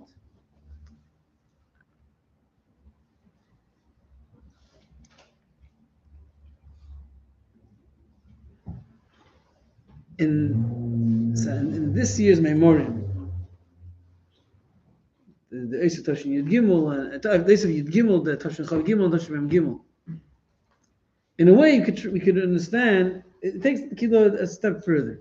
It talks about the Mata Din Tachlis. The Eibishter reveals himself and extends to the lower situations. Sometimes when a person, so to say, has this view that everything is a Basel Legani, it's a Gevaldik and Gort, you could think that he will look at things and not see or not take in consideration practicality, not taking consideration negativity. You look at things from a higher and deeper perspective. It's Gani, it's beautiful, it's Abish's garden. So you see now, we recognize very well that there's a Lamata Mata Din Tachlis. And not just out there in the world, there's a Lamata Mata Din Tachlis by Yidden. Yidden were created in a way that although they're connected higher, but they're affected and they're involved in the Lamazah. And the situation where they are has a strong effect on their nature and their behavior, has a strong effect on them.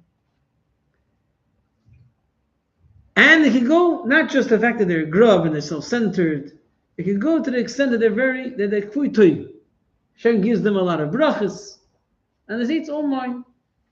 And they behave that way in a way that's not in line with what the Eibishter gives them. But nevertheless, we don't take away. Whenever we look at things in a real way, we see things the way they are, and we see the reality in them. We're not going to make believe Olam Hazeh is just a beautiful place. That's what the Eibishter's garden. Olam Hazeh is Lamata Mata Din Tachlis. But Ein Sof is Lamata Mata Din Tachlis. Hashem is there in that situation. Hashem made that situation. Hashem made that situation in order that it should be brought back to Kedusha, and therefore it will be. In other words, like this.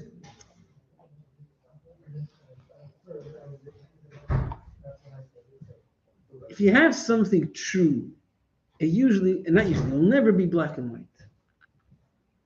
Whenever you have people that are in very black and white statements, it's because they don't have the depth, they don't have a deeper reality, a deeper truth that they're looking at things with. And therefore things have to be black and white. You have people that are like, hey, you see just the good in everyone, etc. Truth is not black and white. Truth is not black and white. Truth is gray. Is that great? It's not, because it's not black and white doesn't mean it's gray. Purple. It says the truth, Kava Emes, comes out in Tiferes. Tiferes is made Meribi Gvanim. Made from multicolored. Yeah. Now Tiferes is made multicolored, not just multicolored.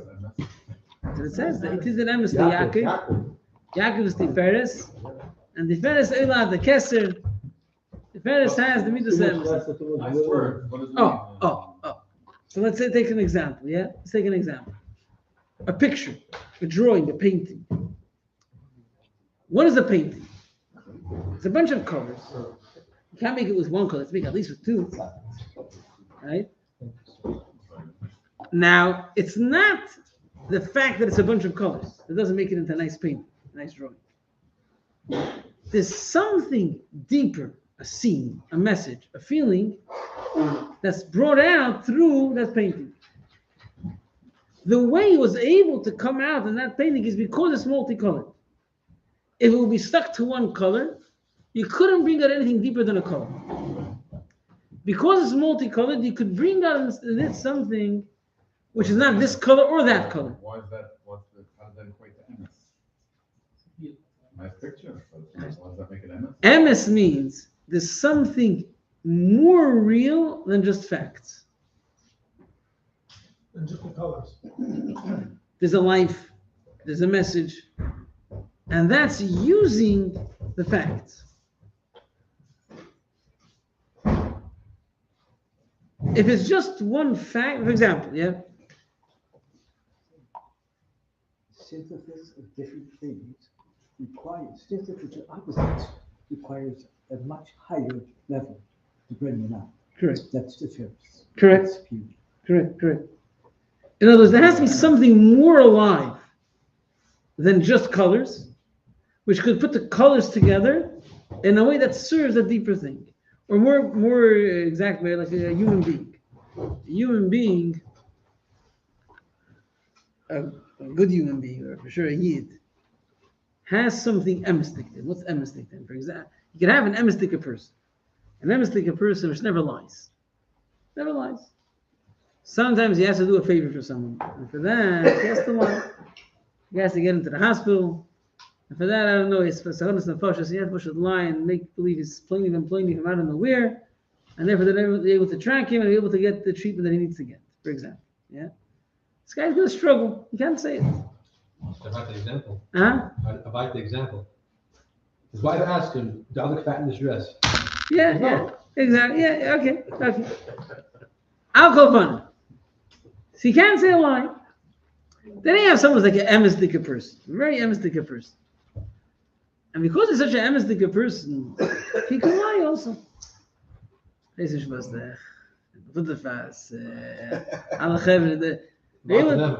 able to lie, like good lies, and they're better than anyone else. And they're emistic of people through and through. What's what they were emistic? There was something more emistic than just the fact of saying the truth or saying the lie. They're living something emistic.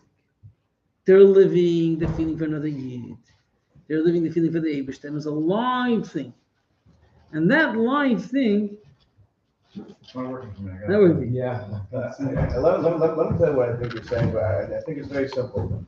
If there's something black and white, it means that it's very narrow, it's very insecure, it's very untrue. The Eibishter is emes, you could find the truth. But it's highly complex, but it's MS. And therefore you find the emes of the Eibishter in every aspect, in every dimension, in every area of the world. Simple, it means true. But it's not black and white. Hold on. Torah, look at Torah, yeah? Torah is very, very not black and white.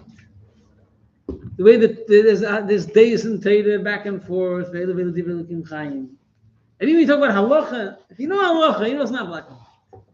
There's a lot of Hesemir and Sirufim, which basically means there's the heart of a deeper emes, which will demand something very specific at the end, but that specific thing comes out in lots of different ways.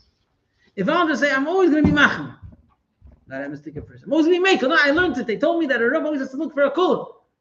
I'm also not going to get it right. Yeah, I have to be able to tell what Hashem really wants in this situation. And sometimes it means I have to be very strong and say, no, Can't give in. And then they say, no, I have to find every heter in the book, right? Because the emes is something deeper. It's real. It's demanding. But it's something that doesn't come in a predetermined description. That's going to be only in this way, only in that. Like a lawyer that knows that the cookie That's mamish line. That's straight from the tape. For example, yeah. So what I'm trying to say. How do we treat Olam Haz? So some people know everything already. They know you have to be separate from Olam Haz. They know, no, Chabad holds, you have to go into Olam Haz. Yeah? And then you have Torah Semes, and Torah Semes you can find lots of contradictions. Lots of contradictions. And if you're not going to find contradictions and try to figure out what's behind it, you're not getting to the ends. So for example, in this year's Maimon, Toshim Gimel, the Rebbe speaks about Riches like this, that remember that they were starting to learn now. So first of all, okay, so about the not talking about Klupis, and that's the question, and the answer is whatever you have to give them. There's like this, that a Yid should not deal with a Yoni Klupis. A Yid shouldn't deal with Klupis. So how are you going to elevate it? Learn Torah. Not stop learn Torah. Learn Torah in a way that you know it's Dasa L'Kei Avicha. You know that it's the Eibish's Torah. It's something higher, something deeper. That's how you're going to When you elevate say clippers, you're referring to what? But it's, There you go. the world which has negative aspects to it. The world which attracts you and drives you and is trying to... Huh? yeah, we're not talking about Chassidus. Now we know that you're supposed to go Mitzvah. You're supposed to go on Shlichus. Yeah. And here the Rebbe is telling us, no, don't. Eat and the rain with the cows. Verstehe.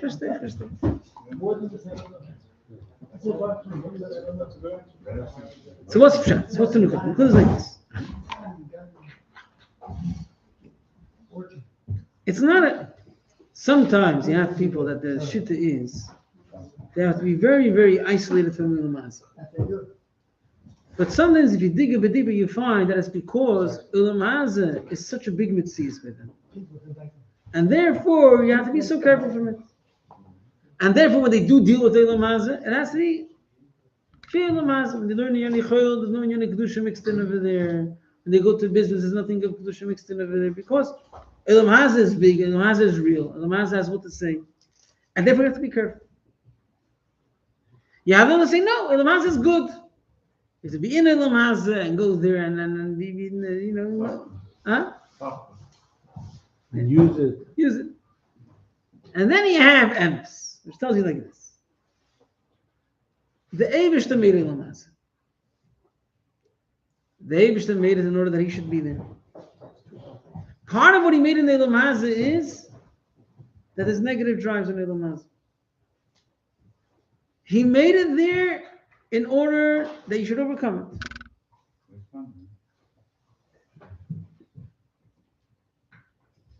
Yeah. Part of the fact that he made you to overcome it is don't go there by choice. Don't go there by choice. If you need to save a Yid, you say it's never, you go to save a Yid because you have to go there. If you need to do Parnos, you have to go there, fine.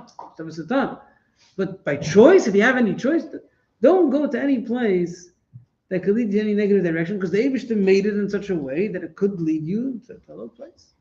I went from environment. Oh, so how are you going to do that? If that's what you're worried about, learn Torah. Learn Torah. No. And since you know that everything comes from Torah, the clippers come from Torah also, learn it in Torah in a way of das and that's going to be better than it's forget. If you know that they were created from Torah, The piece of fish is crying. Okay. He says, no. The world gets its light from Torah. And Torah tells you the truth about the world. And if you learn Torah, that's going to make that any Kedusha that's in the world will come to the right place. It's like we have to deal with. So we have to deal with. We have mitzvahs we have to do. And we have to go to Yidden, which are found in the lowest places, because we have to save every Yid. And when we go to that place, we'll succeed. Why? Because the Eibishter only made that situation to bring the Eibishter there. In other words, like this.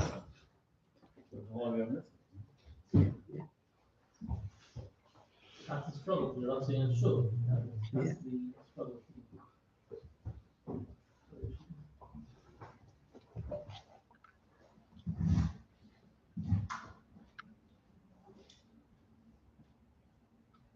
Before you get into technicality, there has to be the right perspective. The right perspective is the Eibishter is the source of everything.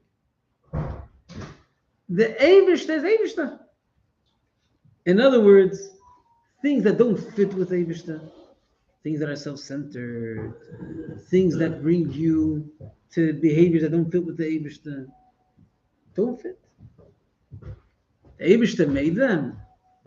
That they should bring out something deeper in you, that you should be even more devoted to the Eibishter. So to be, okay. Let's start. We'll be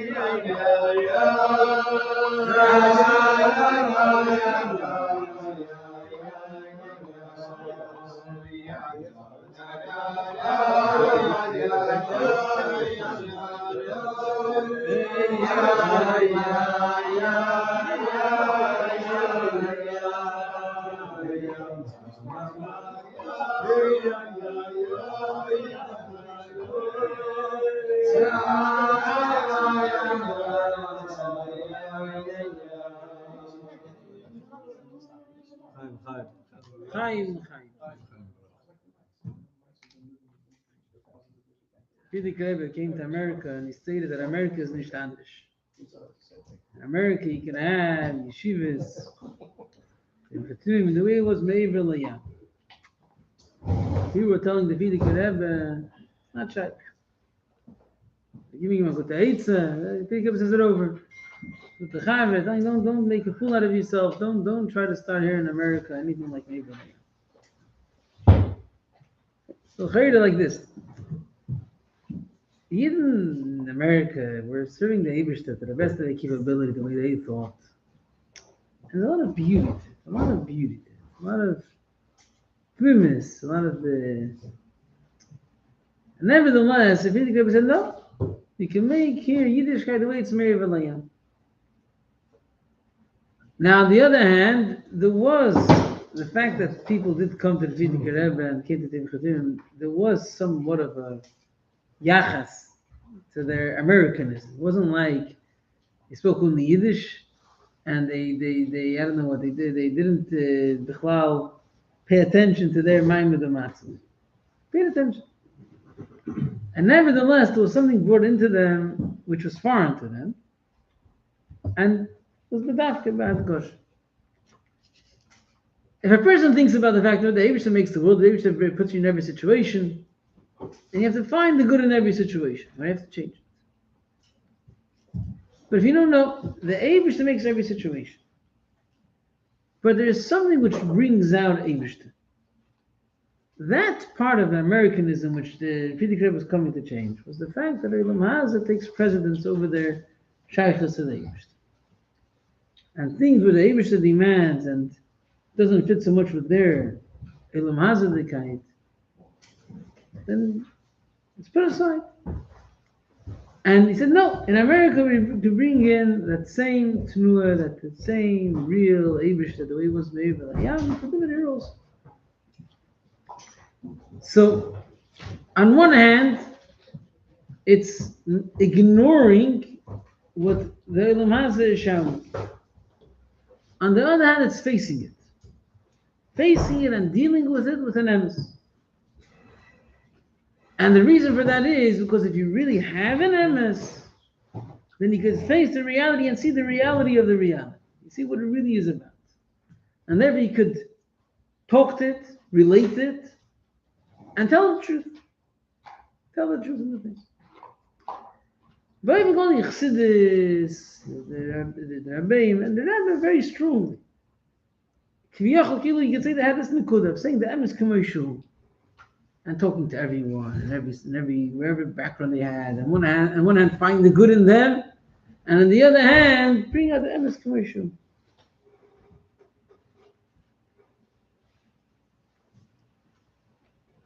The Rebbe brings in Bosa Degani Toshim and Gimel the word of the Magid. The word of the Magid on the beginning of Parshas Boi. That the Eibishter brought an extra 3 Makkos on Mitzrayim. And that was Leman Shisi Oisa Say Eila Bikirba. So the Magid explains, what does it mean? That they really were able to go out of Mitzrayim already. Problem was that there was some Oisias, some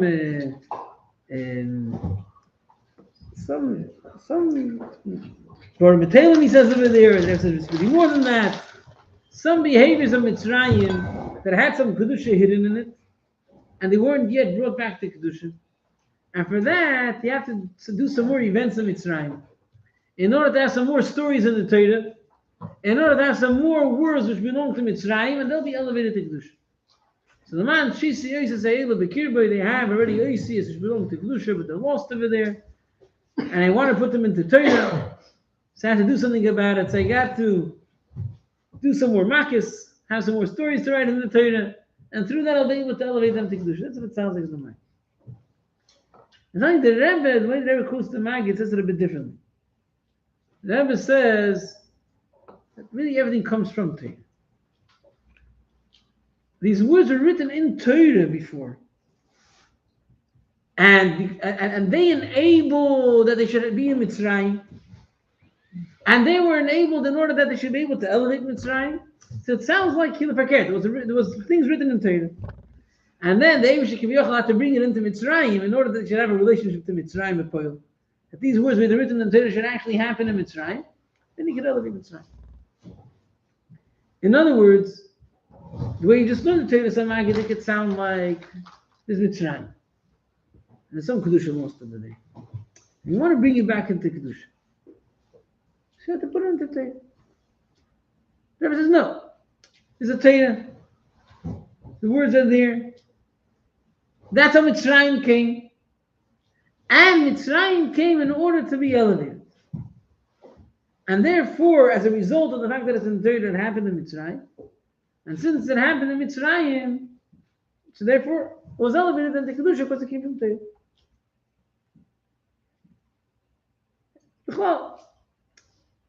In Yachas Lo'ilam Hazeh, we usually have different kitos, different groups. You have those that say, no, we have to stick to what we had till now. Judaism, chassidus, can't change anything. Just because people are in a different mind with the master, they can't change anything. Very close-minded. You got to keep the same chassidus shechinuch. And whatever is happening in Elam Hazeh is irrelevant. Other ones say, no, you got to be real. You got to be real. Elam Hazeh is changing. Elam Hazeh is so much to it, so much different things to it. So many things are happening to our children. So many things are happening in the world. You can't just ignore it. You got to be real. And you got to take the matzah of Elam Hazeh and based on that, what has to be done, children with ourselves. What's reality? And those are the black and white. Yeah? Either you say, ignore everything, or you say, no, be real. And then you have not the gray, but the difference. You have the emes which tells you, don't get caught up in a style. Zoom out and look at things in a real way. Everything starts from Torah. What was created from Torah. There cannot be a situation of something in the world which does not allow Torah, Dasa L'Kei Avicha, connection to the Eibishter to be brought out. And the pure Eibishter, the same old Eibishter.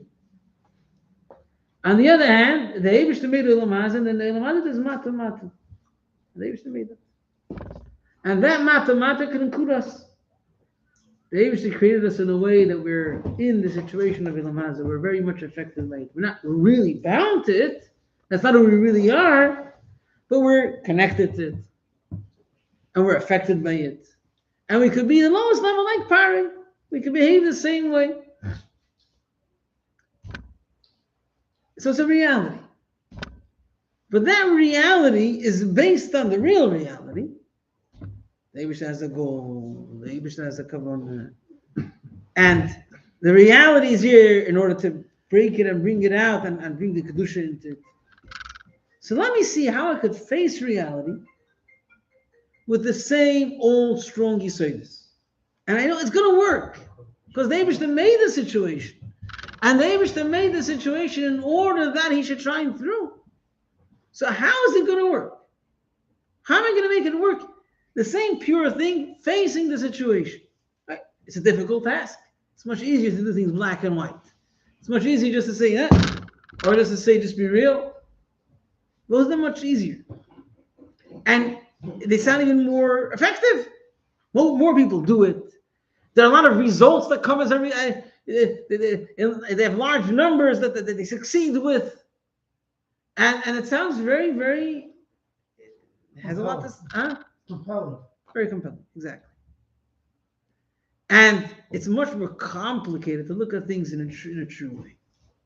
And you don't have success right away to show on the table. First of all, success could be a longer process. You don't see right away.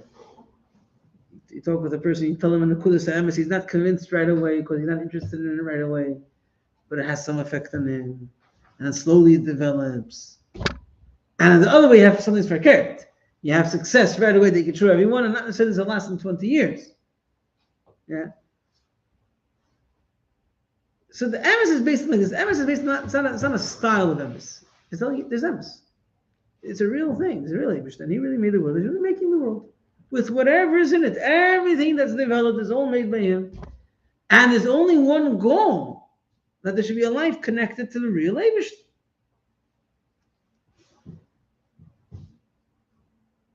And therefore, my attitude is this: this has to work. So I have to face the reality and see how the truth will work with it. Right? It's very hard. It's very hard. But if you have the hanocha that this has to work, because it's Basi Legani. The Eibush made this world as his God. And God doesn't mean that the way it is now, that's exactly the God. It really is the God. It really isn't. The truth of Relevance is not the way it looks now. And even the negative things in it are only there in order to bring out through them how it should be a God. So things have to change. Things cannot stay the way they are. It cannot be settled with it. And on the other hand, that itself is relating to the Metzias the way it is. It's hard. It's very hard. So what's the solution? A lot of people have a certain solution. Say, okay, so what do you have to offer? I don't know. I don't know what I have to offer. But before what I have to offer, you have to first have the mindset. If this is the emes, so I don't have to know what I have to offer. I have the mindset in mind, the true mindset in mind, and therefore I'll behave based on it. I'll try to find a way. And until that, the fact that you have the Yisod in mind, and you try to bring it in, to yourself, to others around you, with both the Kudus in mind, the emes is emes, and the emes made the reality that we see, but it's in order that the emes should get there. So then, even if you don't know 100% how you're going to do it, you can succeed. Chaim.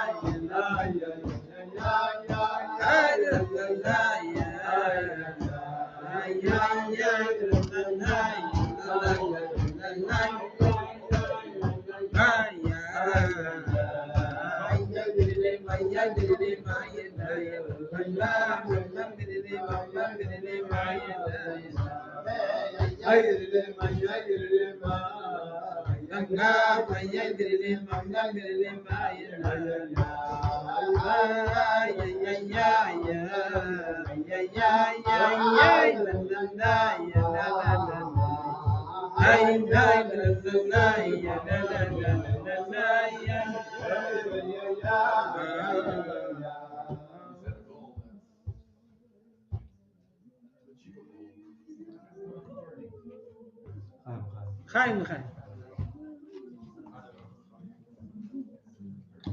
Bosiligami Toshin Chav Gimel. The Rebbe speaks about the different types of neshamas. There's neshamas the Atzilus and neshamas the Biyah. Neshamas the Atzilus in the past there were a few in a generation, and in the later generations you have one in a generation. The Rebbe. What is a neshama the Atzilus? Someone whose life is Elikus, reality by him, what he lives, what he feels, what he thinks, is the Eibishter's way of thinking.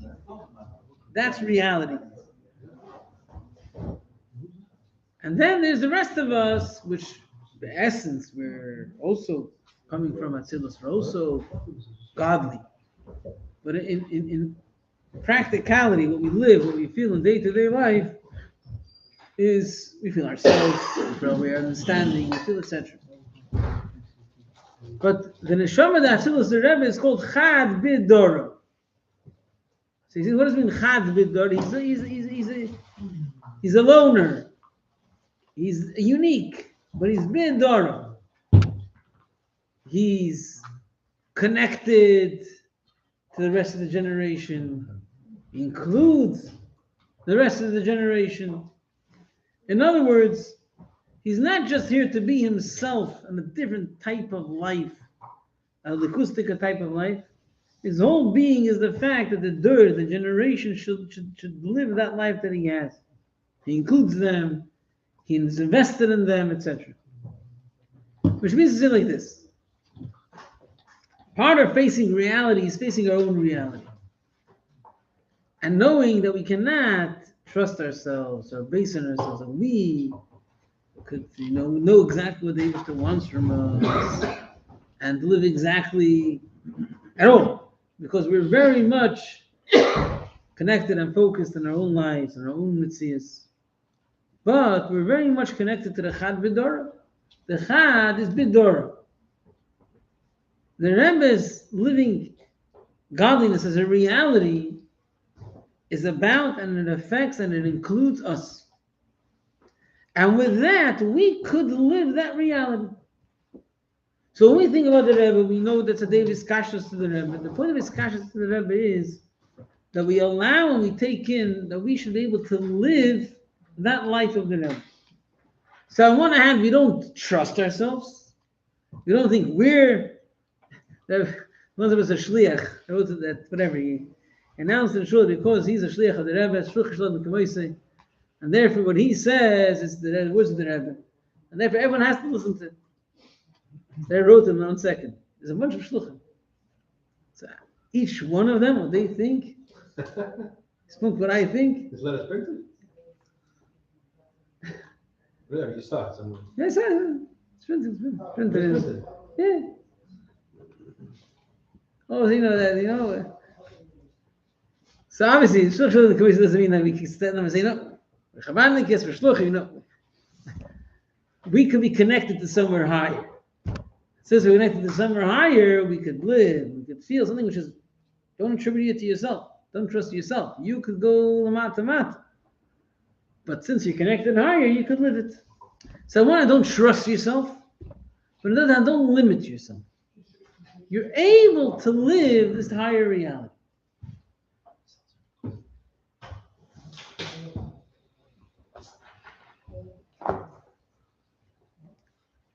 Now, although, as we said, the emes is not just based on the technicality. A lot of times the emes is translated in technicality. And the Rebbe says in Toshirim Gimel that there's a kasha, how come Torah, Kabbalah, and Chassidus talks about klipos?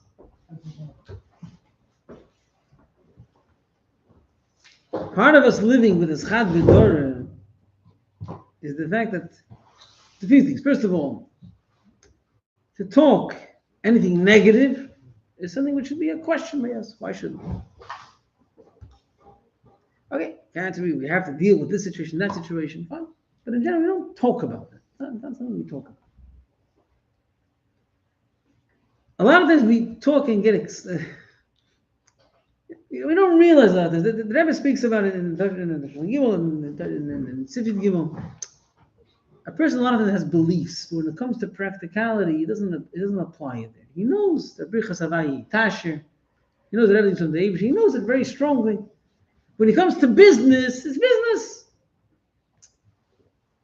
When it comes to, even to Torah, when it comes to Torah, you gotta use your seichel a bit. So his whole attitude is the wrong attitude. So we know, we believe the Eibush runs the world, everything's based on the Eibush, but the Poyo, let's say, we get excited about this politician and that politician will save the world. Why? Because we're machshav elamaz. So we get verkocht, this guy said this and that guy said that, and we have to get connections and we have to be able to accomplish it. We have to do it. The Poyo, we have to do what we have to do. Elamaz, you have to work with Elamaz, the kelim of Elamaz, you gotta do what you gotta do. As he said, there's eating, let's say, and there's talking, yeah? And there he said there's doing things in Elamaz and there's talking about it, getting excited about it. Yeah. Whatever. If this guy will win, the ganze Welt wird sein anders. Why? Because his policies, whatever it is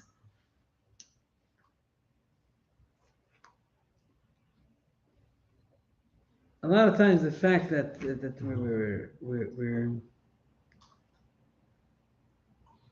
people that go out to the world and deal with the world, we forget sometimes. And then sometimes we feel too good. Someone out there was machshavus. Someone else was machshavus. Sometimes we invite people, people who bought them out there, and we give them covet. And really, the point is just technical thing. We could do things through them. We could make out of them. Sometimes we get caught up. Wow, this guy came. This is an old clip. It's not a new clip. You say this, he's a general in the army, wow, general came. Go to the book and get the message. General, something special. I go to the army. Mashpia is when he comes, no one says wow. When the general comes, everyone says wow. The prime minister comes, everyone says wow. So that's something special. It comes from a Olam Hazeh cook. make the mashpia something special about him. It's not going to help. You can't do Ilam Hazadik. You gotta take a different perspective. The Eibush is special. So whatever could help you get in touch with him is special. Could be a Melech also. Huh? That could also be the Melech. Melech what? The same politician. It's Dave Shaw. Yeah. You have to have one on the other side of Balabach, because supposed to be the fish. Just to provide, that's the. There has to be Hanoch in your mind. Yeah? The emphasis is Azoi. So it doesn't matter. In the end, it doesn't matter which way you go. It matters not. Correct. But the Hanocha could play out. What are you talking about? Let's look to Pashtus, yeah? For us to live this Chad B'Dora, this Eibishter, that therefore we can look at Elam Haz in a different way, it has to actually live by us. In order for it to live by us, it has to translate in my souls. One of the strongest ways and places where living with Eibush is translated and brought out is davening. Davening as in the seriousness of davening. Seriousness doesn't mean for kvetchkeit. Seriousness means matterness. The fact that it matters, it's a real thing. There's an Eibush that we talk to him.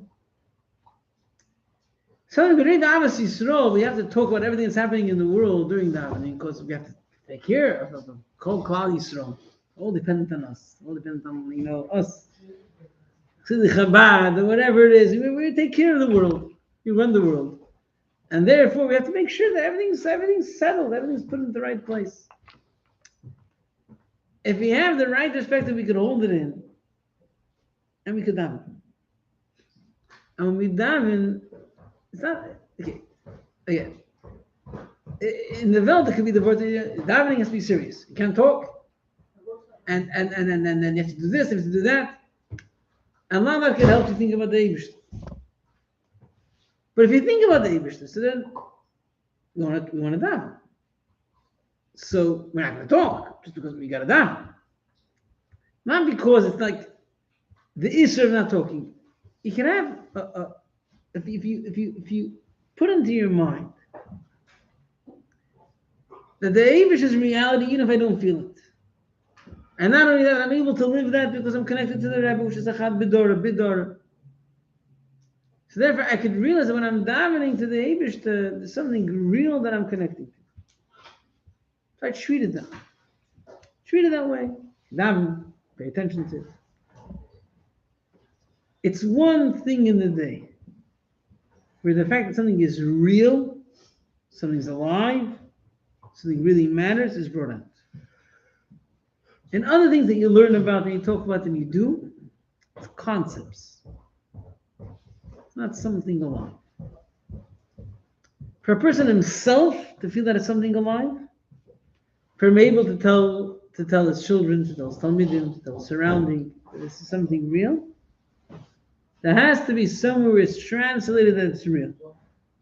And that is davening. And davening is treated as something real. I'm talking to the This is something precious. If it's something precious, I'm totally in it.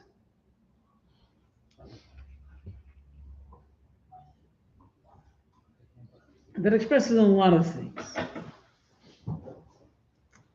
Face it, happened. Sometimes you can have a quick also.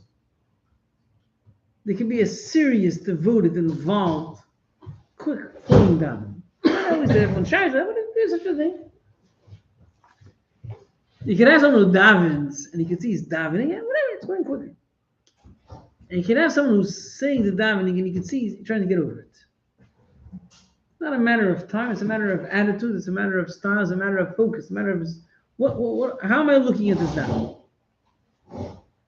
If a person looks at the davening as something real that matters, so he davens that way. Doesn't have to stretch. But it sounds serious. It sounds like it matters. It's not just like he's not allowed to talk in middle. He just doesn't talk in middle. He's busy. He's busy. Something precious to me. There's someone that I just met now and the whole week I don't meet, and I have something very important to talk about. Beautiful. I'm going to talk to him. But it's something very important now. There's something's alive. And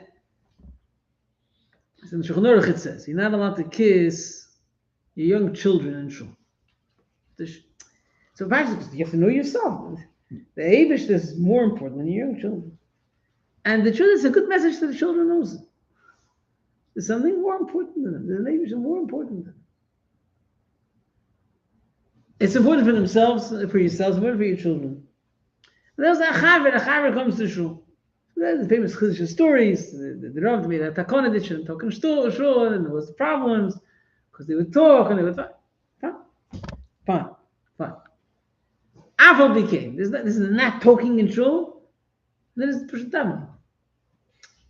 You're done. We'll talk soon. Like you have a minute, we'll talk, don't worry. We'll have Farbrengen afterwards, we'll talk. Be fine. It's the Negia person for himself, it's the Negia for the kinder, for the Talmidim, for everyone. It's the Negia, the fact that it's a live thing. It's not just a concept, it's not just an opinion, it's not just a belief, it's not just, we hold to. It's a lie. And forget, it's like alive, facing the Olam Hazeh. I'm here, I have a friend, I have a child. I'm going to talk to him. You need to make attention. I'm not going to be too holy and involved in my davening. I'm not going to realize what's happening. You know exactly what's happening. Right now, I have something important to do. Someone to talk to. I'm talking to them.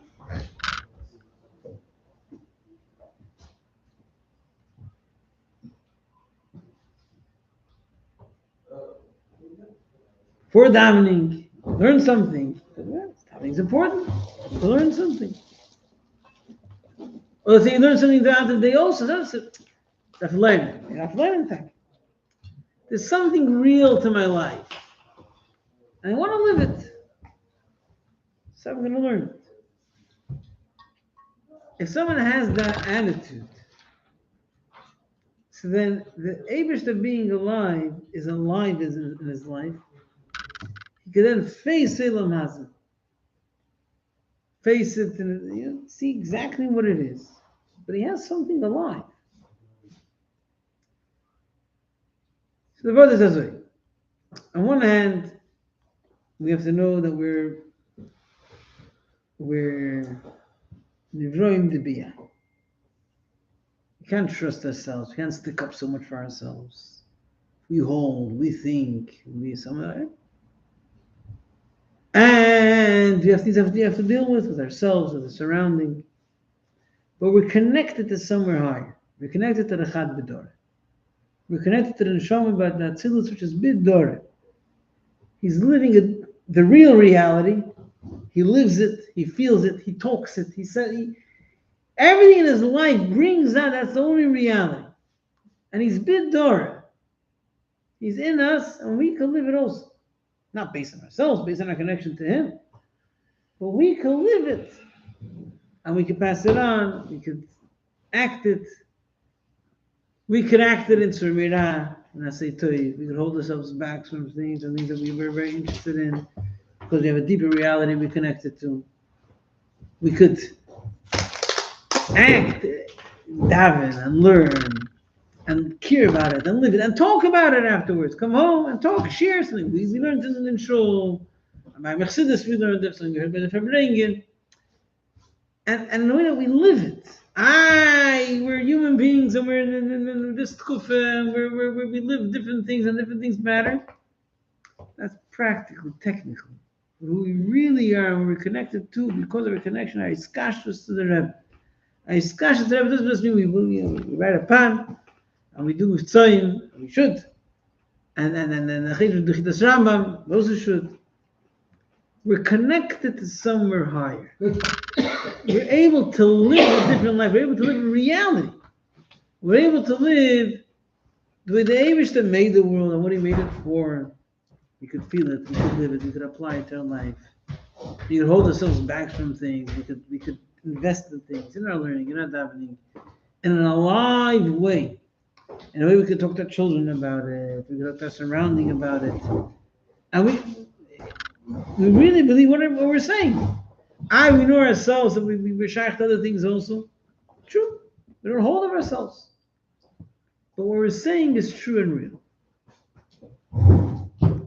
So the word of the Chad B'Dor is that we know where we are, but we're connected to somewhere higher, and He's in us, and He makes us be able to live it. Therefore, we allow ourselves to live it. And one of the main places it's brought out is in davening. The person davens, and it's a real thing. It matters. And he lets himself think about it, get involved in it. It's a life changer. The person just lets that happen. It makes all of a sudden that things that he learned and he believes in also become a live thing. Chaim.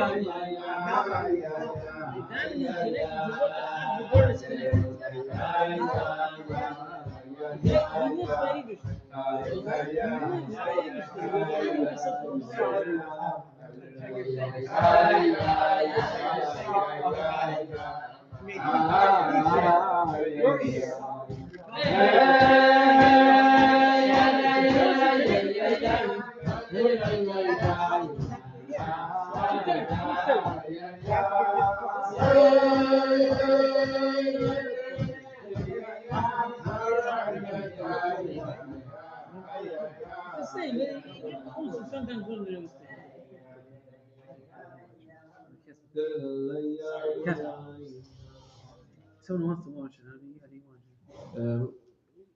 I give you. Text me? Yeah, I'll text you. Text you the thing 1 second. 1 minute. Da.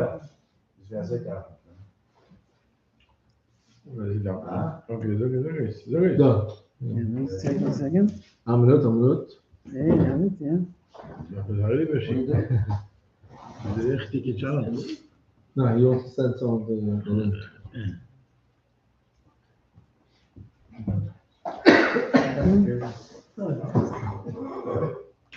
If they don't want to go to YouTube, I'll give you a different one.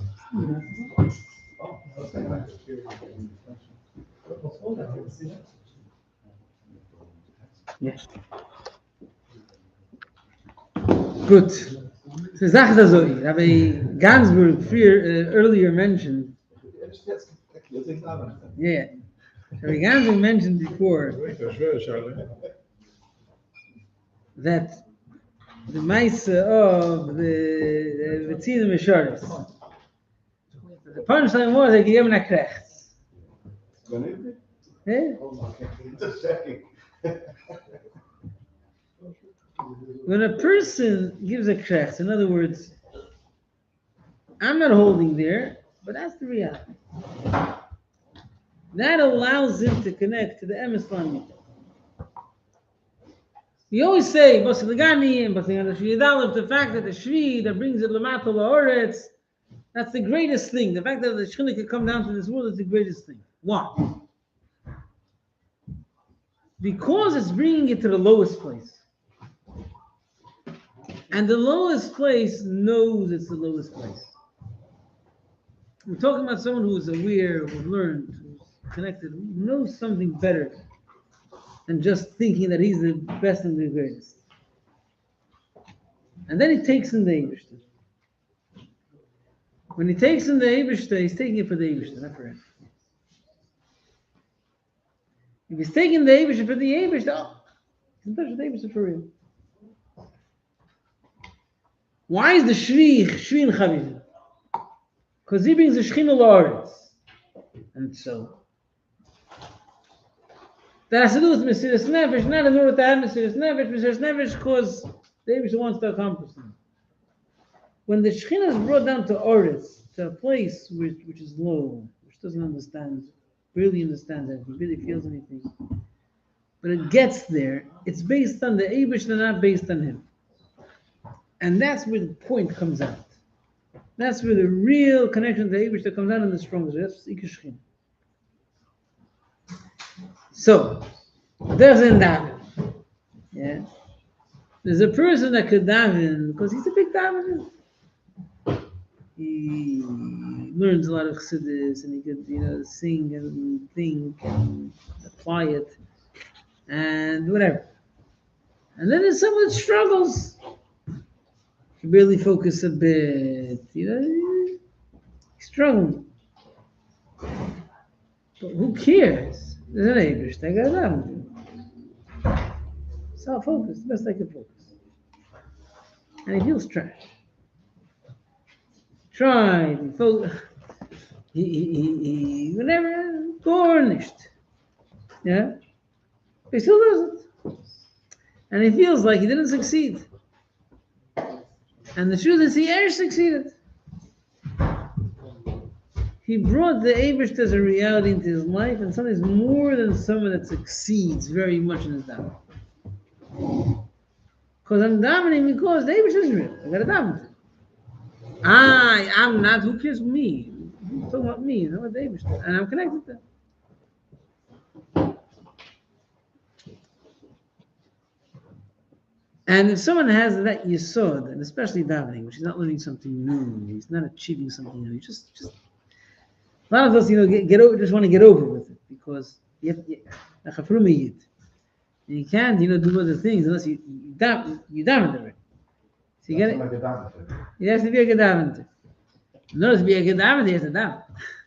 See daven? Then you passed it, Baruch Hashem, you got a 630 million, 745 million, I don't know what. Finished it, you wrapped your tefillin, that's it. Feeling up. How did someone say, someone davens was sick and he has a riches yomim. It's a long day, Pashat. He davens was sick, and had a ganze Tag. A riches yomim. In it, we gesagt, he has a friend, later after went off to there. His friend tells him, what the best thing of being nafkum is, I wake up in the morning with Shema Gedaven. Yeah. It's not too far from the other person. Yeah. So he has to say the words. Yeah, he has to say the words. He does them. It's self-Gedaven. He dealt with his guilt. You got to deal with guilt. Yeah. There's only Gedaven. Yeah. Shouldn't say so. Doesn't say Yeshiva, whatever. the professionals, they can down in Gorgech. They can do it quick. You get it done with them. Like everyone cheers for them. You know, wow, you did it well. So I'll tell you a secret. Can't finish that. No one's gonna know. No one's gonna know. Can't finish that one also. Fine. So, you got it down. I got it down. From a year, you got it down. Okay. So you gotta believe it's real. So what did he gain by just making a joke out of that? If he's real, treat him with respect. You have people that are very clued, they know how to get a heter from a rope. It's like no one's gonna catch you. If you're just gonna do it over Osir, no one's gonna catch you. You can do it, no one's gonna see, no one's gonna know. You just do it over Osir. When I get it from a rope, okay, because subconsciously, you know it's an Amish. So you got a heter from a rope. If you just got a heter from a rope, you care about the Amish. If you care about the Amish, you gotta know what does he really want. So, yeah, so what I was going to say, so we all have that. We want to just get gedacht. Because we're from Eden. So a lot of times to stop and think what we know, what we feel, what we are saying, and see what it means. With the from Eden, we got to be gedacht. One second, so from Eden, the Leib's Tachtake here. A bazoi, treat it with respect. Treat it with respect. Not to treat it with respect because you have to treat it with respect, because you want to treat it with respect. You want to be in touch with him. You want to be in touch with him? Let it come up by them. You won't feel you're the best davener? Noch best. In a way, not noch best, you gotta look for it. But lacher amayis and noch best. The Eibishter is real, not I'm real. I'm a davener. The Eibishter is real. The Rebbe writes in the letter, it's an interesting letter, before the Nasis. Where's this letter about Shliach? In Shlichus Kalacha.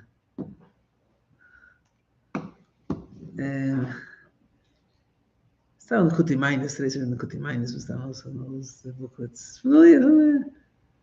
We're not going to say his name, it's a Choshev Yid, that afterwards, whatever. Huh? Schön gedruckt. Das hat wie Severam.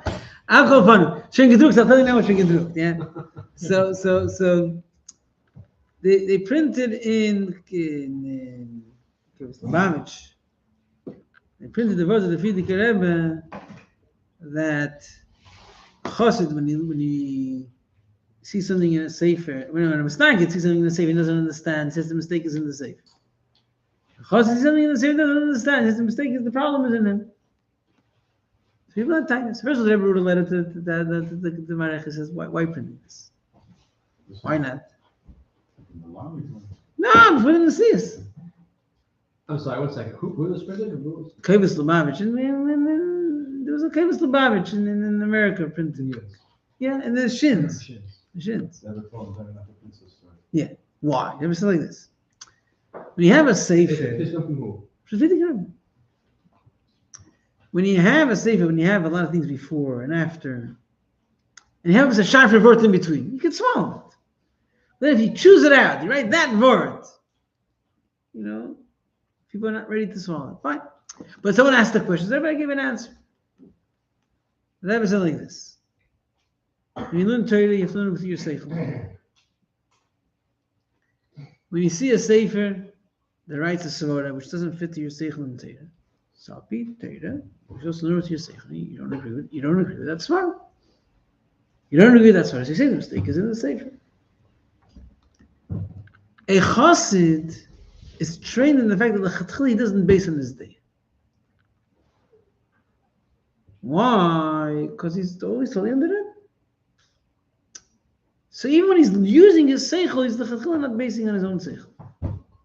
So when he sees a seichel which is a skala b'tzutzis Yisrael, so because the chatchila is not basing on his seichel, so he says skala b'tzutzis Yisrael. So for sure, there's something true to that svara. Doesn't say I say differently. Yeah, skala b'tzutzis Yisrael. It says A iskashus to the Rebbe is supposed to bring out a tenua, a general tenua. I'm not basing on myself. I'm basing on something deeper, something higher. That's the general tenua. So the general tenua is translated by the Rebbe. It's translated by Chlam. So it's translated in life b'chlal. My avodas Hashem is not based on the fact that I achieved and I am in a certain place. If I know it's real, I want to connect it. I'll feel totally out of it. I'll feel totally low. Who cares? It's a real thing. The iskashus to the Rebbe develops that in us. We are connected to MS, and not because we are connected and we understand and we feel. We're connected to someone higher who lives the MS, and we can connect them. And therefore, we could allow ourselves to have the krechts, to do things b'chol ha'teikef, and not to feel like we're, we have it. Not to feel like we have it. So how did I get into this? What was it?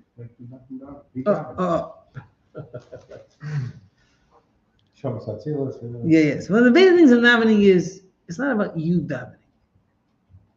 It's an Eibishter. You have a time to stand before him. It's happening.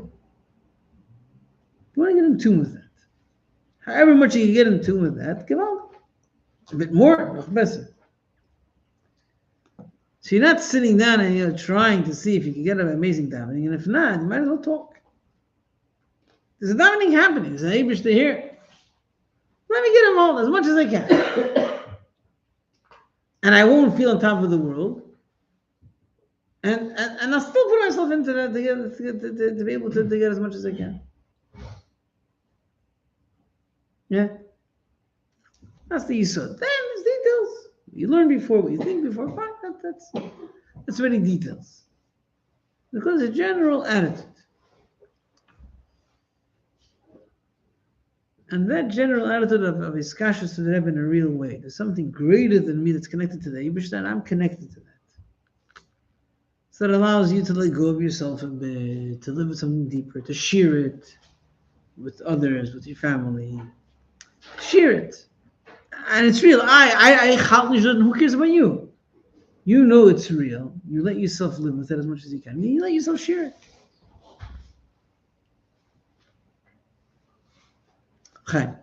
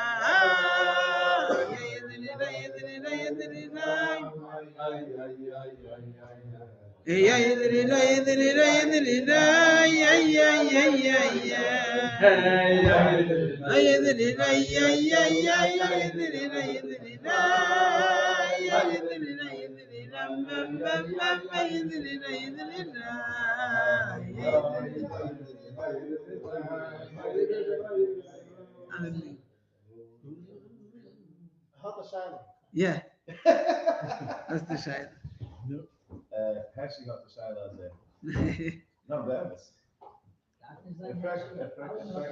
Effect is there. Es ist nicht wie die meisten Leute aus dem Original zu Christ, der hat was gesagt, dass mein Vater No. So you were talking that when a person goes to daven, can become a young. The way to do it is that the person has to say to himself, "If the condition of the Eibishter is," and the Tzaddik tells him that. So he has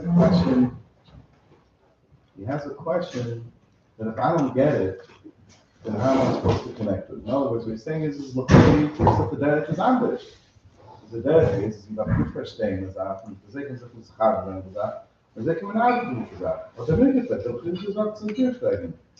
Hat gemacht einen Stich. Aber ich hätte es reden, hat das alles. First of all, I say, Sure. Chaim. Can I ask you a question first? That's a good shayla. First of all, it's not that the Eibishter is and ich bin nicht. What? It's not that the Eibishter is and ich bin nicht. The way I see myself, the way I understand things, that's not the reality. I have a deeper reality. The reality is what the Eibishter made me. That's the real reality. That's who I really am. And even if I don't feel it and experience it, it's still real. Now, am I meant to feel it? Am I meant to live it? For sure. The Eibishter make Ilam Hazeh, we should be tachtin, and we should do things, and then that's it. The dir b'tachtin. Dir means that it should be a dir. In other words, it's revealed in us, we feel it, we live it.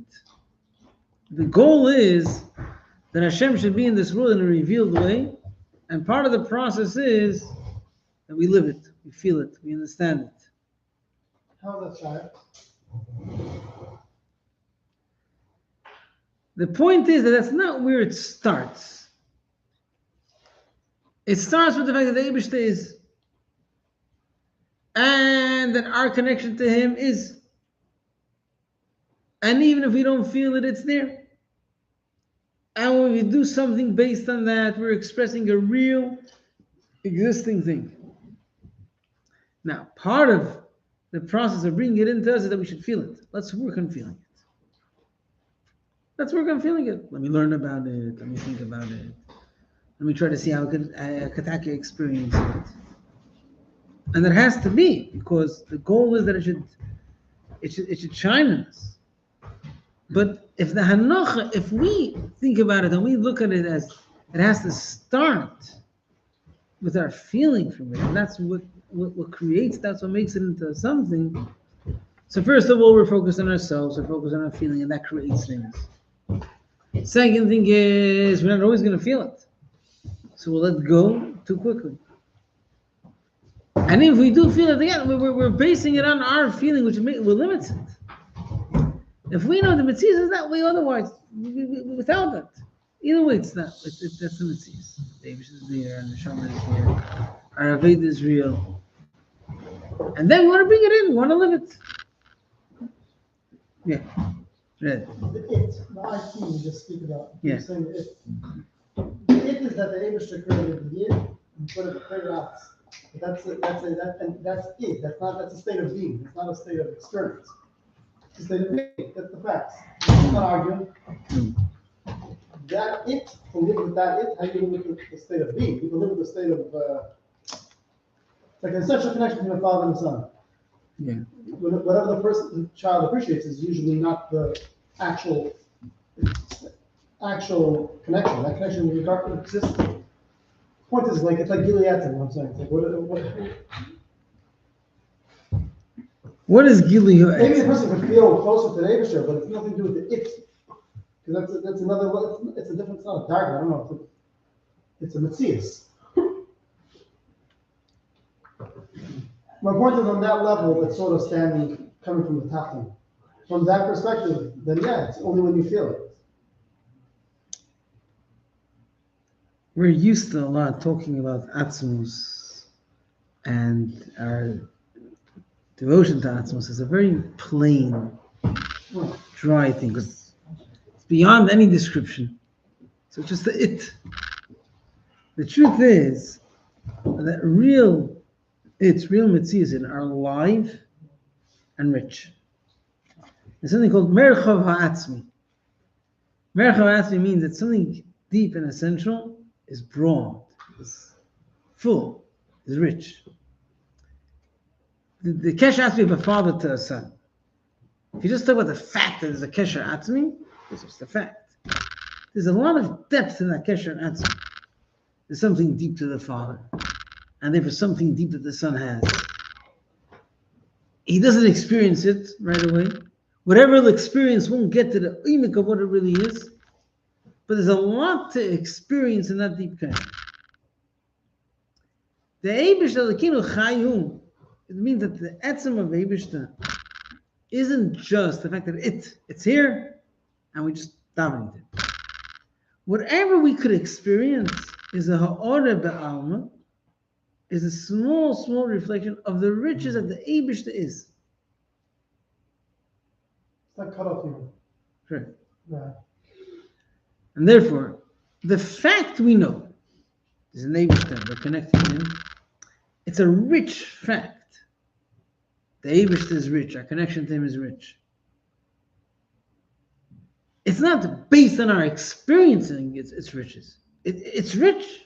It's the richest thing in the world. It's Oitzer Ha'elyon, the Maila Din Kes. The fact that the Eibush is beyond any understanding, any feeling, is the richest thing. In other words, the Eibush is so rich, beyond what we could understand.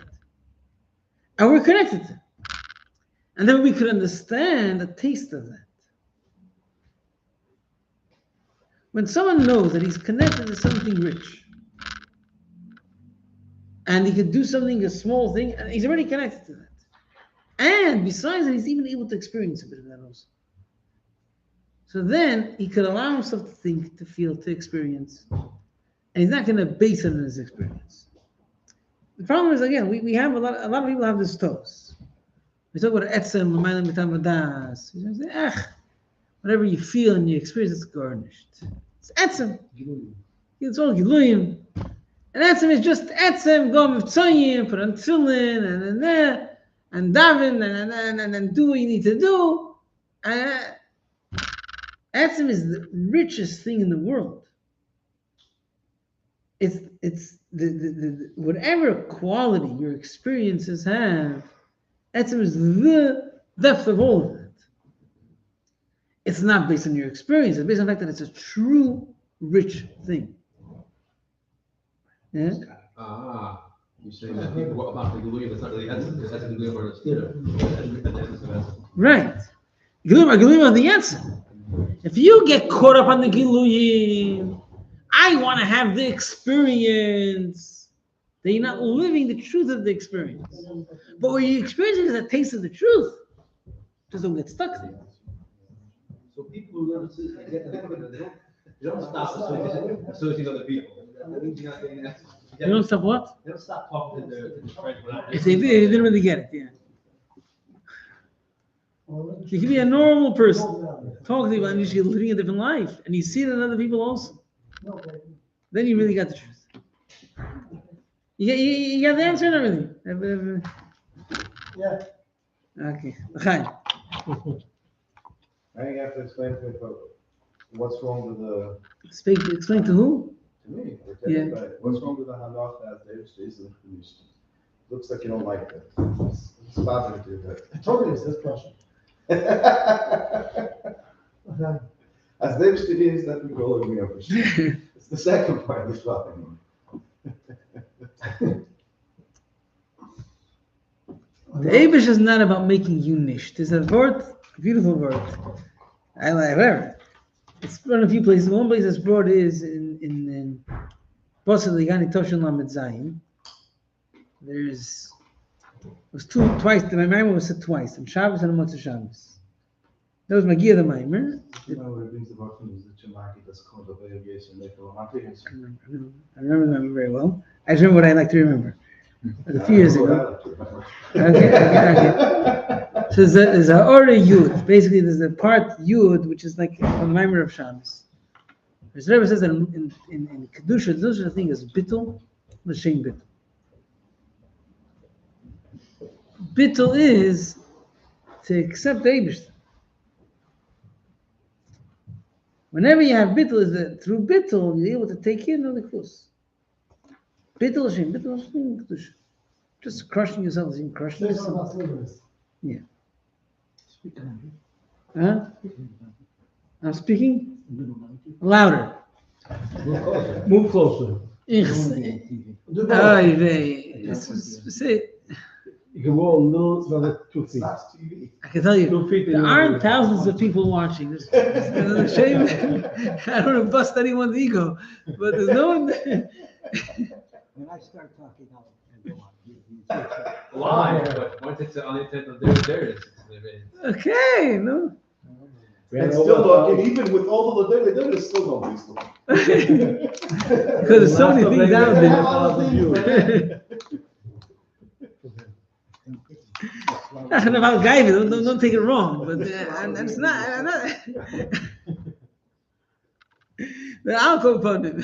See, in Kedusha, you're not just about bittul to make to accommodate something. Yeah, bittul is here to take in. To make room. Make room for the Eibush to come in the way he is. If you're going to stick up with your own Metzias, the Eibush can't come in the way he is.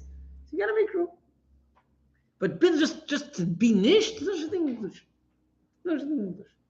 Kedusha, it is nafshi kafel kotiyas, rapsachlim b'seresach. In fact, they should allow the Eibush to come in the way he is. That's what this bittul is for. So the Eibush isn't ich bin nicht. Yeah, no. Ich bin nicht the way I see myself, the way I'm focused on myself. That doesn't matter. That's not the issue. Yeah. But am I part of it? Sure, I'm part of it. My whole Metzias is this. My whole Metzias is my connection to the Eibush. That's my real Metzias. And it's a live Metzias. Even when I'll come to Tachas HaBittul, I'll enjoy it very much. I'll live my connection to Eibishter. And ich will mir nicht als dich allein, yeah? Was meint ihr dich allein? Ich will mit Eibishter allein. It's not that I'll be ois. I'll be connected to the Eibishter himself. I'll live him himself. Let's go back to my question. What? No, I forgot about it. Your question was the thing you want to have an experience. You can't just, just daven and Experience. Say it all the time. And your question is, you don't need an experience. Crush yourself. Bash yourself. already No. went that way. Huh? We did this already. So like it is that like it is. Like, Aber guck mal, wegen was der Eberste ist. You don't bash yourself and you don't look for an experience. Yeah, there's this. And you can live in. Let yourself. You know what? I think maybe this is the chassidus chassidus inside of me, but I think the people who are shy, maybe that you're afraid to feel their ich, because they're afraid of something, that it's an escape. That's what I'm saying. I don't know. Oh, believe me, there's a lot to fear. I don't know. It could be something just to people. I don't know. Yeah. It is chachmas chitzenis, but here's more of a guy. But what? Here's more of a guy. Ich muss sagen, als der Pschat von ich bin, als der Eberste ist und ich bin nicht, das Pschat ist, der ich bin nicht is part of the fact that the Eberste is. Ich bin nicht means it doesn't matter right now. That's the right way. Forget about yourself for a second. Think about the Eberste. And then let yourself just be connected to him. Don't analyze, am I experiencing, am I not experiencing? What am I understanding, what am I not understanding? Forget about that for a second. Think about the Eberste. The ich bin nicht is not, the Eberste is, and the ich bin nicht comes with the Eberste is. Right. Okay. Right. And if you're not focused on yourself, if you just let yourself get involved. As long as yeah, the Eberste is, that's the Iker. Yeah, ich bin nicht. Yeah.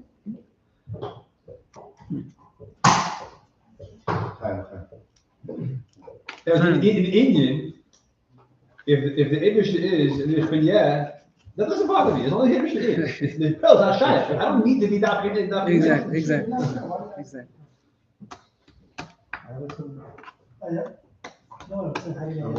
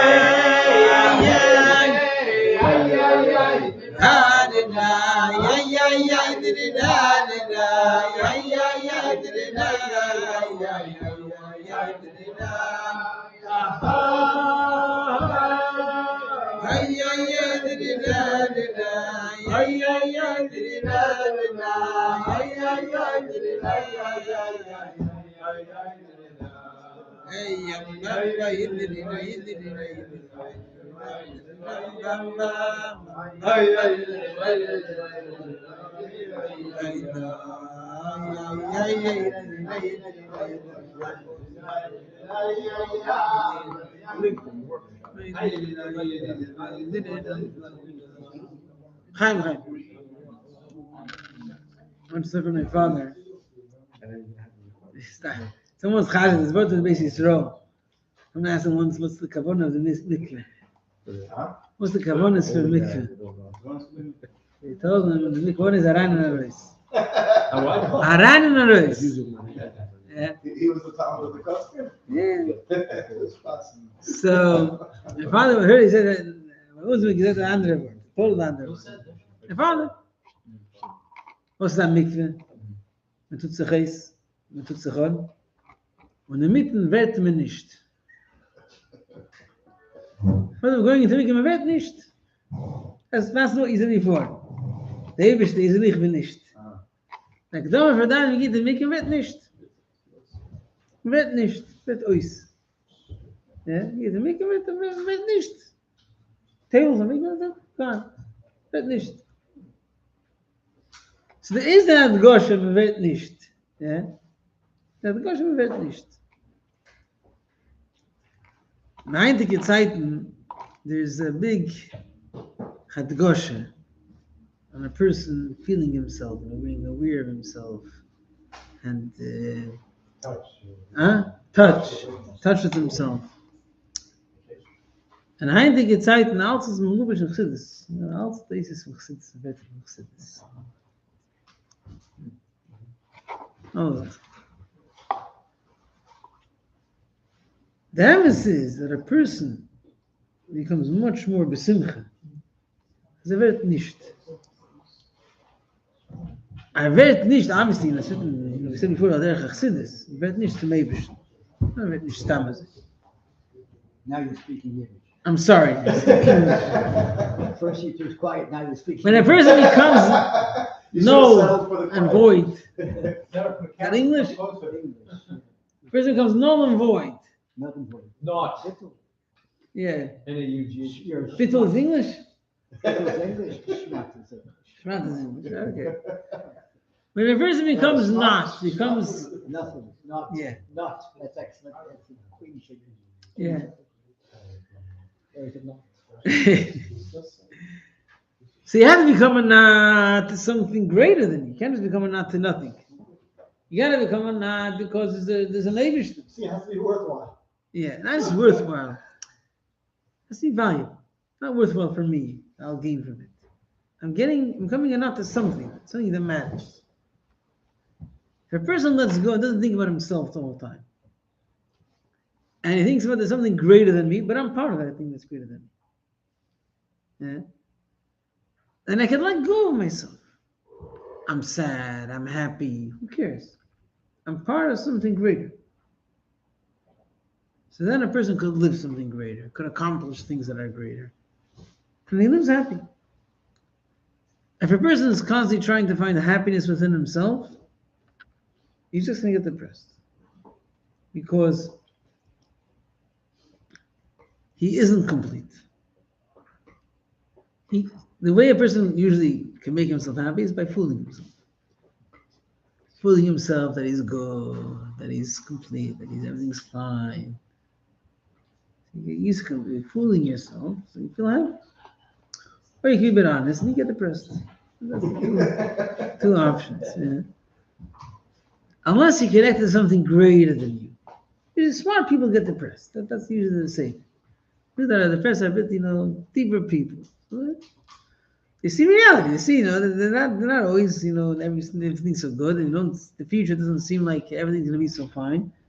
So they're not gonna be happy for them.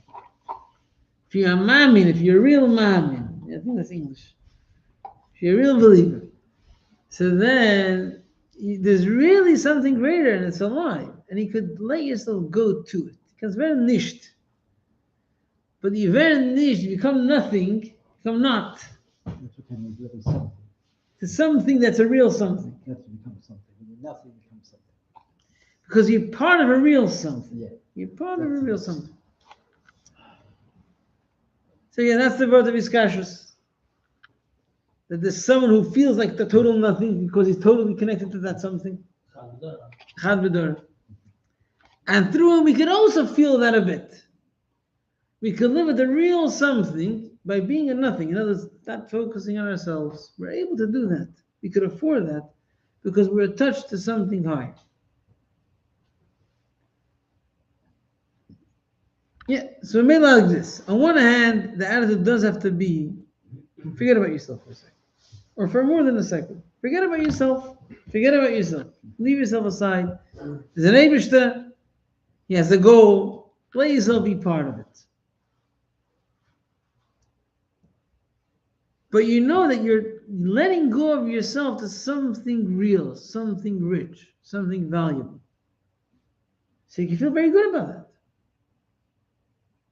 And that is that only then Yismach Yisrael B'Oisov, when you feel good about the Eibishter being happy with your achievement, that's the greatest happiness that you can have. So the Hagdama for Avodas Atfilah is we get the mikveh. Wird nicht. You become not. You become non-existent. Happily. Let go of yourself.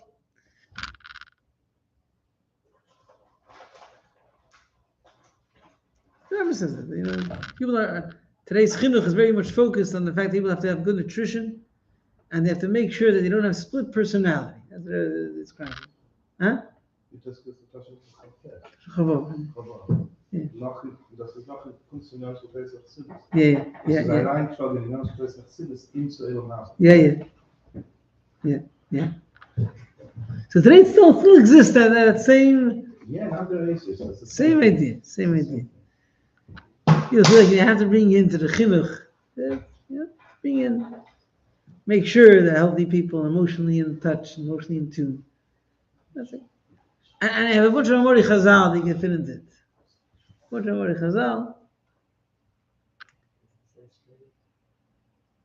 Again, the question is Elam Hazah a reality on its own, or are we here to bring the Eibishter into Elam Hazah? Because Elam Hazah is made by the Eibishter for the Eibishter. If the Elam Hazah is made by the Eibishter for the Eibishter, so we'll make people healthy people by telling them there's an Eibishter for them. That's simple shooter. Huh? That's simple shooter. Yeah.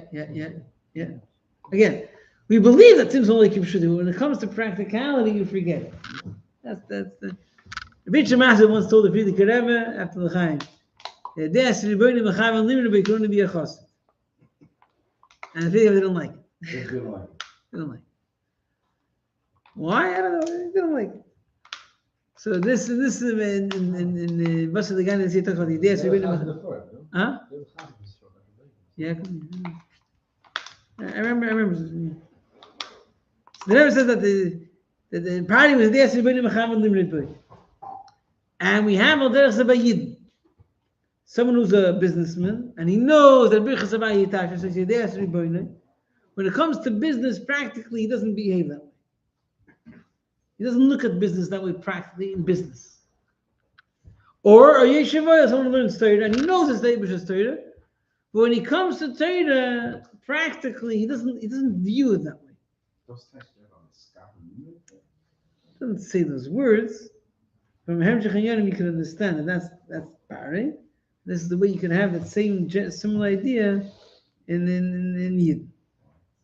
He says Kfui Toiv is clear. The Eibshter gives him the Torah, and he's Kui Toiv, and he attributes it to himself. It doesn't seem, you're right, it's not mamish miskavan, but it sounds like it's a derech, huh? Yeah. He knows it, and he's ignoring it. So he's not miskavan, but he's someone who knows and still ignores. Yeah.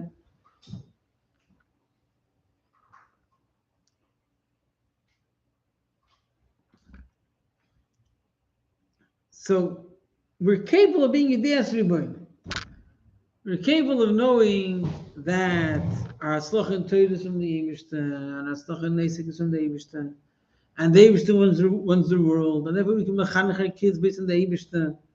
And it could really work because the Eibishter is really real. He's alive. And if he's alive and well, therefore we could mechanech the kids based on the Eibishter. And they can be happy with that. And they can overcome the darkness of Elam Hazeh with their strong connection to the Eibishter. They're able to do it. If we take Elam Hazeh too seriously, no, it's a situation that people are down and depressed. You have to tell them, they know it's Elam Hazeh, and then you have to be in tune with yourself, and you have to be aware, and you have to, you also something. And there's an Eibishter also. Right? So we are capable of living a life that taking Elam Hazeh, taking Eibishter from you. On the other hand, not being close-minded, knowing there's an Elam Hazeh, and knowing that the Eibishter can enter that Elam Hazeh. And therefore, we're able to live that bittul and apply it and give it in a live, real, happy way to ourselves, to our children, to our surrounding. It's possible. How do we do it? We have to find a way. But we'll succeed, because if that's reality, and that's the reality of Elam Hazeh, it can be done. We're not capable of it. We don't live it so much on our own, but we're connected to the Rebbe. The Rebbe lives it. And we're connected in a way that it's Chad Bid Dara. We're trying and we're capable and we're succeeding to some extent to live from the Eivish, to live from the Rebbe's life. And then we can pass it to others also. So, on one hand, I was saying you said that you get daven, don't care if you experience it or you don't. Why not? Because it's a reality happening. But that reality is your reality, and therefore you will experience it also. Look to experience it. On the other hand, the Yisod is du bist nicht. The Eivish is du bist nicht. Do the focus on you and the way you see yourself. Leave that aside a second. Think about the Eivish. And you will live it, and you will feel it, and you will be happy with it. And we're able to do that today also. Why? Because Eivish is alive today also. And the Eivish is alive in Elam Hazeh. And Elam Hazeh, the way we see it, because he made it. And he made it only in order that the Eivish should be brought out of it. That's the only reason he made it. So we can mechanech kids in Elam Hazeh in a pure Eibishter perspective. Maybe translating it to the language of Elam Hazeh, but translating it, the same Eibishter, the same real approach. The things are based on him. We can put ourselves aside for him. And it's worth it to put ourselves aside for him because he's most valuable. And we can be happy with him. We have Yismach Yisrael B'Yisrael. The Rebbe gave psukim for our generation, for children of our generation, for us. And we should say Yismach Yisrael B'Yisrael. Yeah? Yismach Yisrael, we gotta make happy. We gotta build them. You gotta make them confident. And you got to show them how they can express their emotions, and they could be aware of their emotions, and they could find out they could be happy, whatever. Or, we could tell ourselves and our children, we could be happy with the fact that Simchas Hashem, he's happy with our Avodah, he's happy with our connection to him, and we feel trash, but we're connected to him, and we can be happy with it, and we're capable of it. That's reality. Yeah. Reality doesn't change. That's enough a niggen. Noch a niggen, aber ich kann es geben, etwas am Hog, was a Mexican. There was one classroom person we could use as a shah that expresses this way of describing of that the emes from the Eivishter is the emes from my ganze legend. Und wir bin ich Sachaklafel, well, das denke ich, in Schiene, das ist noch ein Ding, das ist möglich.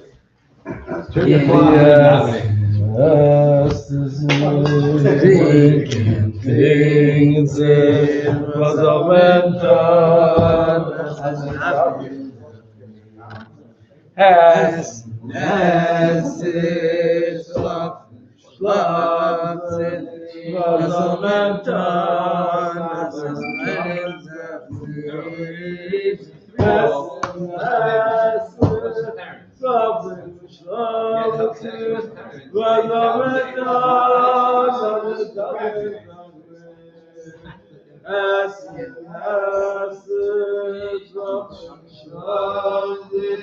was a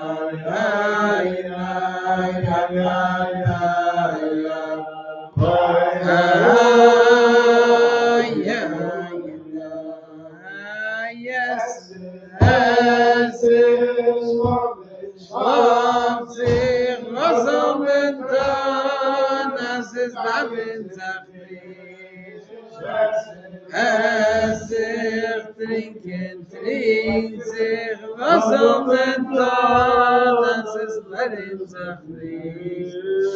Essen, es sich, schlafen, schlaft sich, was soll man tun, das ist lerin sich nicht.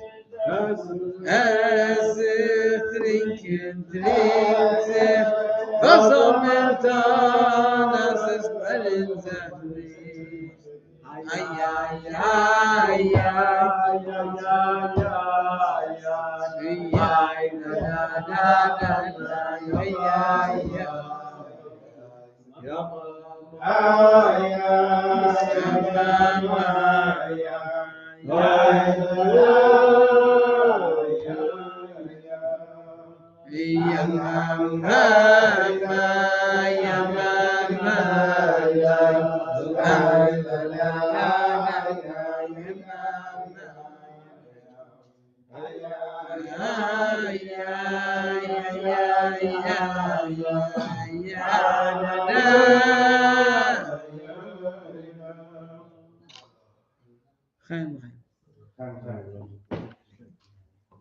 Rosie Shiloh again?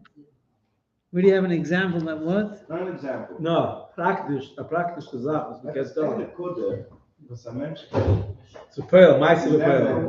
kann nehmen und sagen, dass das wird getan in einer anderen Ebene, dass der andere Ebene will be in line with this cook, with this verstand, with this hakara, as the Eberste is außen, is a hakel achelet von dem. Und nicht, dass der Eberste ist dort und nicht benommen, es kann noch kommen, that's a transition. Basilagani, yeah? Basilagani talks about the fact that the world is a garden of the Eibishter. He's looking at it that way. And then the whole Arichis is talking about how do you do that? Through Iskafia v'Yisabra. And so in modern Rebbe's Madrish that the Iskafia is a very essential part of here. The fact that you bend yourself where you don't want, that brings out that the Eibishter is real.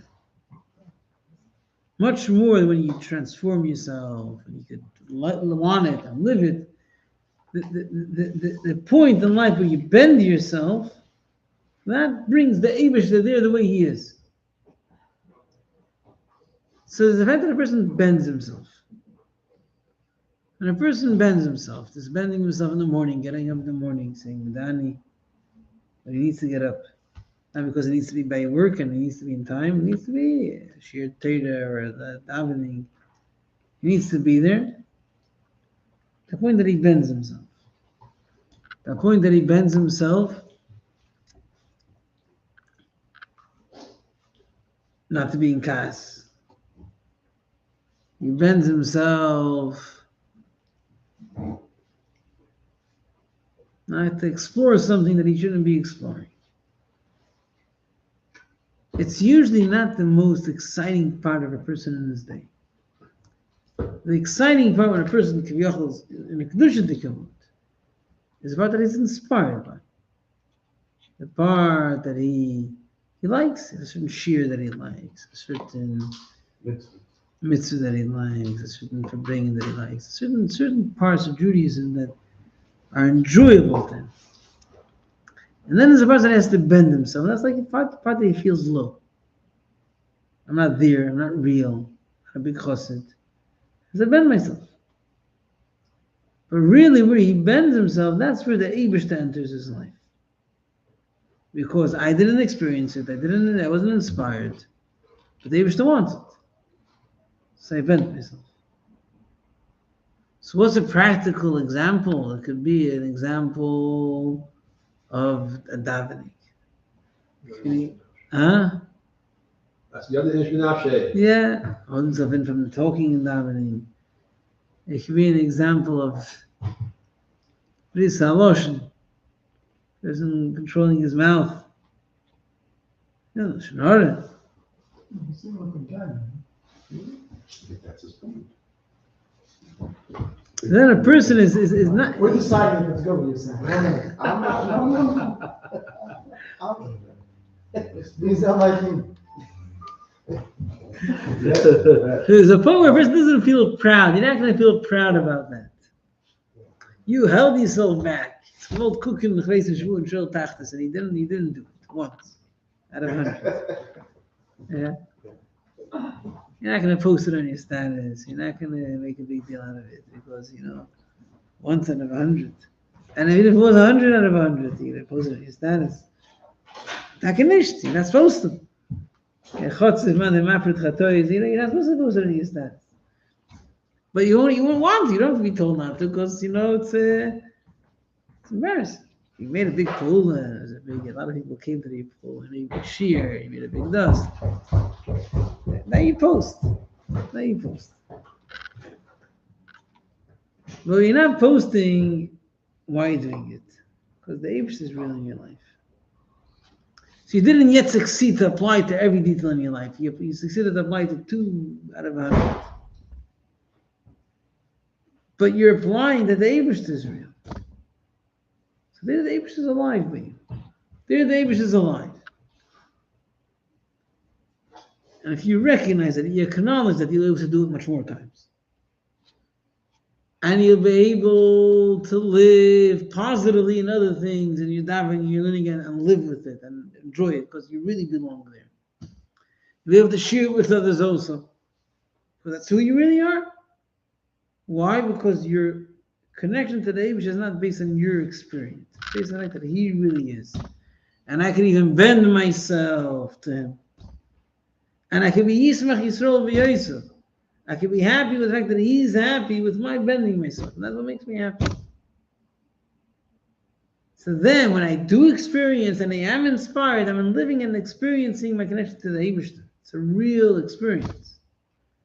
I can share it with others. Or myself also. It's really not if you don't know it. Huh? It's not if you don't know it. What you described. First of all, Makiv is a very great thing. Yeah, sure it is. It's powerful, but it's momentary. It doesn't change you. You don't have it, you can't share it. You could share it. If you know that Makiv is the truth of you. It has to be there to be shared. It's there. Makiv is only momentary. The definition of Makiv is that it's the kula almin b'shovah. It's a true thing. That's the Eibush is Makiv. We're talking about your Makiv. Yeah. You're excited. The Eibush is Makiv is your Makiv. In other words, you're Yeah, okay. I'm not so sure. You're surrounded by the Eibush that's surrounding you. 100%. And we do mix it, but we still don't, there's no heritage. But that is the truth. That's the truth.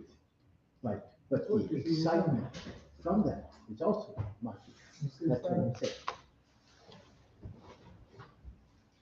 Makiv is l'maylo mipnimi. Yeah. Tzvatzva, so to speak. It has to enter the pnimi as well. That's a message. It enters the pnimi when you know that the Makiv's value. The Makiv's value is not based on you feeling it. It's real on its own. And then I want to feel it as well. So let me think about it. That's really a panini of Korah of a Makiv situation that now you own. Okay. So it starts off with the fact that you value the Makiv on its own. But you have to. And then you want to bring it in. How are you going to share it? If you just have an understanding, you have to relive it to share it. If you know and you live that the thing is real before you understand, but you want to understand it because it's so real. You could. So then you could share it while you're in the process of understanding also.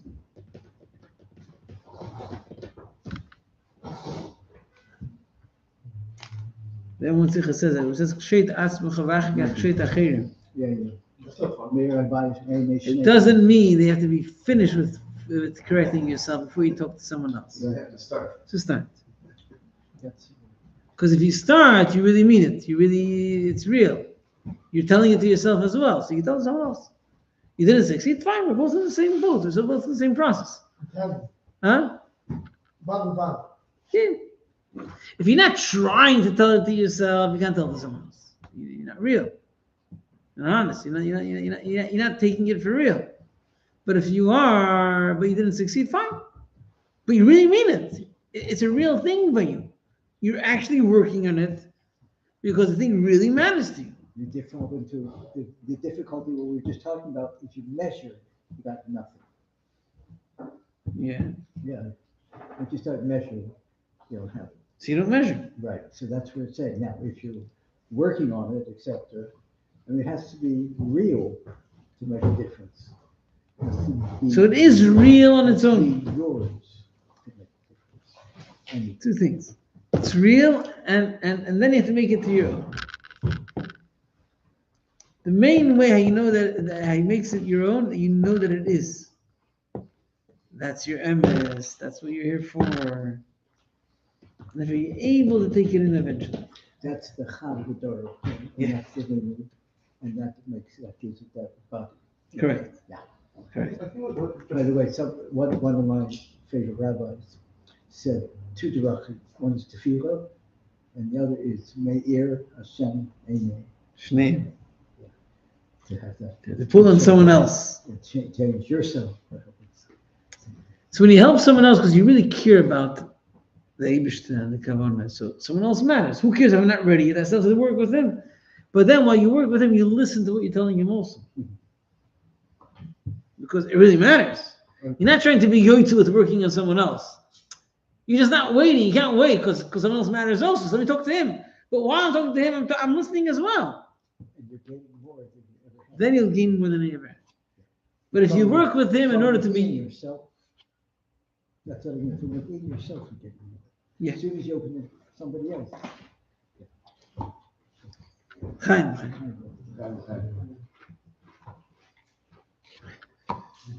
Your father, you taught children. You used to live with him.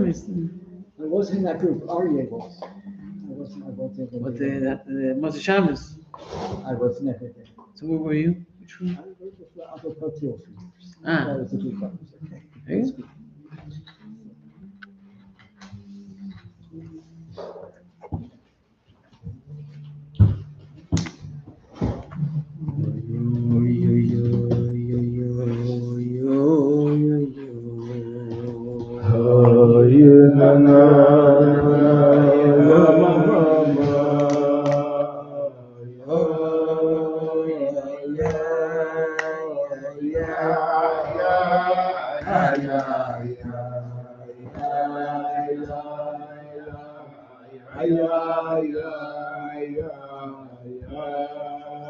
You asked me something, you never answered. You asked me something, you never answered.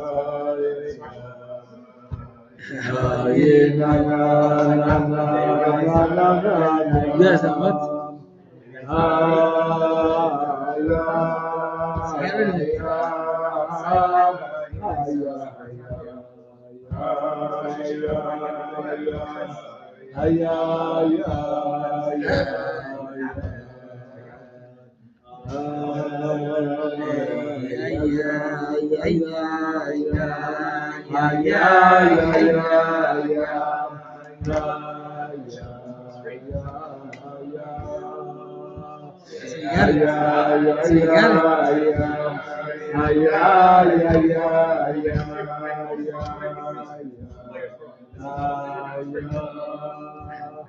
So you got Lock things in it.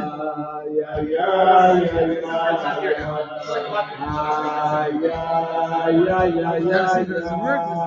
Wi-Fi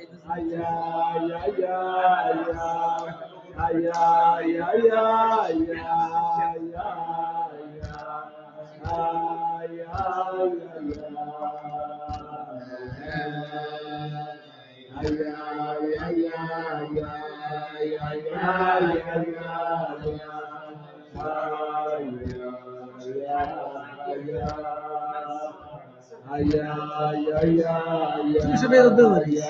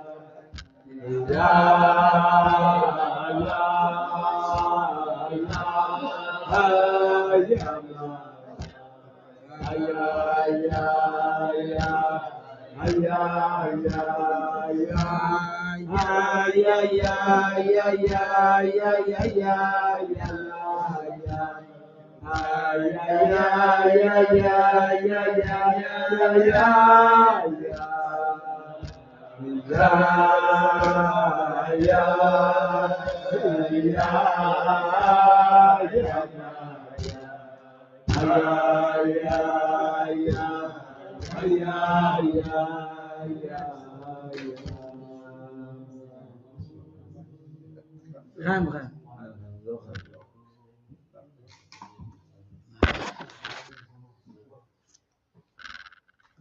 So one of the examples of iskafia is whatever.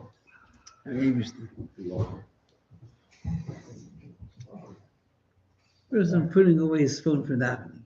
Huh? Shutting his phone, putting away his phone. A lot of people are on their phone for very important things. You only have fotza, you only shlichus, you only, I don't know what.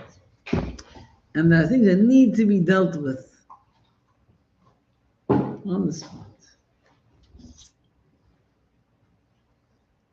And the need a lot of times grows when the Ilmazik gives a lot of availability. The need grows with it. That's the way it works. This is what you're feeling in chassidus. We all understand what you're talking about very well. So all it takes is one button. It's the off button. Turn it off. Put it in your pocket. You put it away in your towels bag. Turn it off for davening. If an emergency is going to happen, they're going to find you.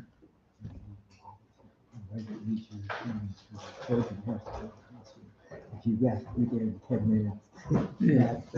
So she'll need you. She'll get that solar to come into the show. I mean, come and tell you, you got to go home.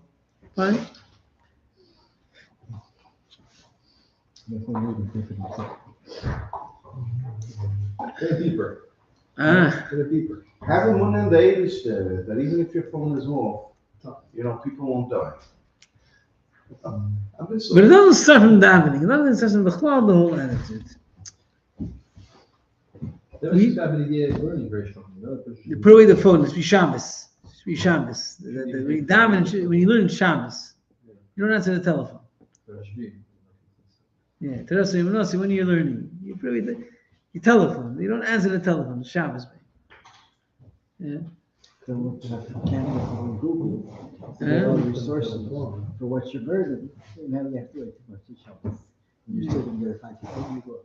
I can only look. Yeah.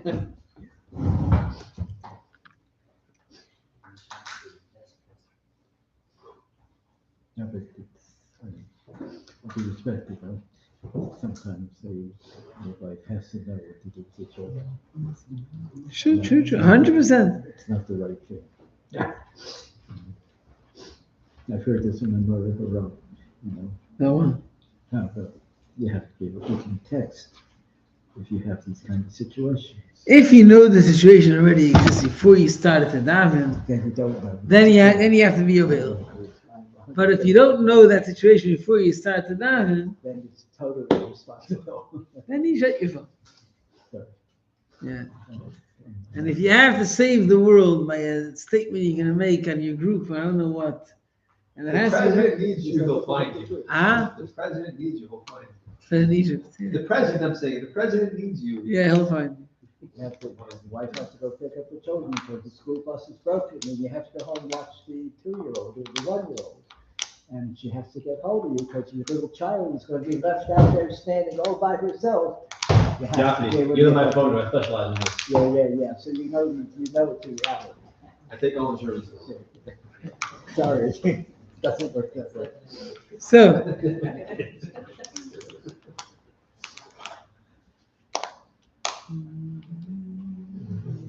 well, the Ilm has a lot to offer, Kiviyach. And if you don't realize that Ilm has it on its own sheker, it's emes because the Eibishter made it, the Eibishter could use it, but on its own sheker, then we could get so caught in the availability of Ilm Hazeh and not look. Say this way. If a person lives with Eibishter, lives with Torah, and then he wants to spread it, so he makes a group and he spreads the Torah there. Fine, beautiful. He's living with something and he's spreading it. If you just live with the fact that you're able to contact people, you don't have necessarily what to contact with. You don't have the life with what that you're going to live together on this communication. Olam Hazeh is made by the Eibishter, for the Eibishter, but it has to be an Eibishter there. The Eibishter is alive. You cannot get him by the fact that you'll have as much kelim as chassidus. You have a lot of marbe bekisim, make a lot of pockets, you're not going to get more money. So you make a lot of availabilities, a lot of context, a lot of this. It's not going to make you more connected, more alive, more in touch. You have a lot of people that are very connected constantly because they have to be connected to everything they're connected to. And they're so unconnected. It's so, they see each other, when they could do anything for each other. It doesn't come out at all because they're so focused on the fact that they can be connected in the external. So it's this way. The Kuda is this way. That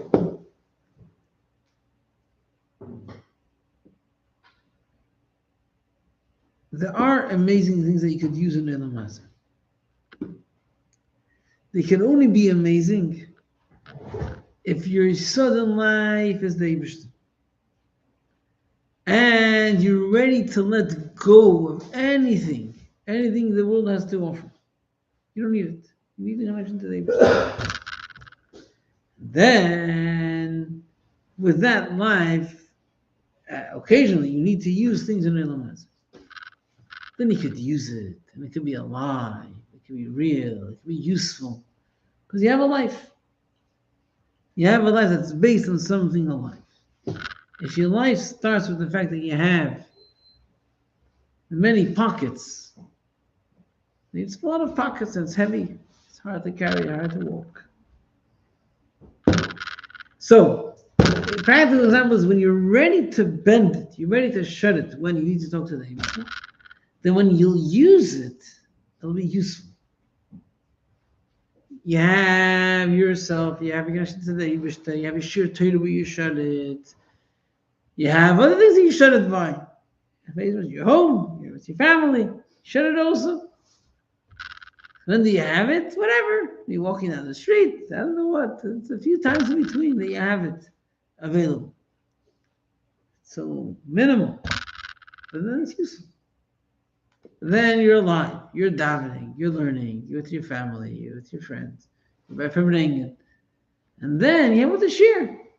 So once in a while you open it up, you post some things that you know that you are worthwhile sharing, and you only will post things that are worthwhile sharing, and then they're very useful. So it starts with the fact by davening you shut it. The next step will be when you learn Torah, you shut it. You make your Torah, you make the chassidus, you shut it. Then when you come home, you with your wife, you with your children, you shut it also. Yeah. Then in between, you have what the shir tak. Yeah, what the shir.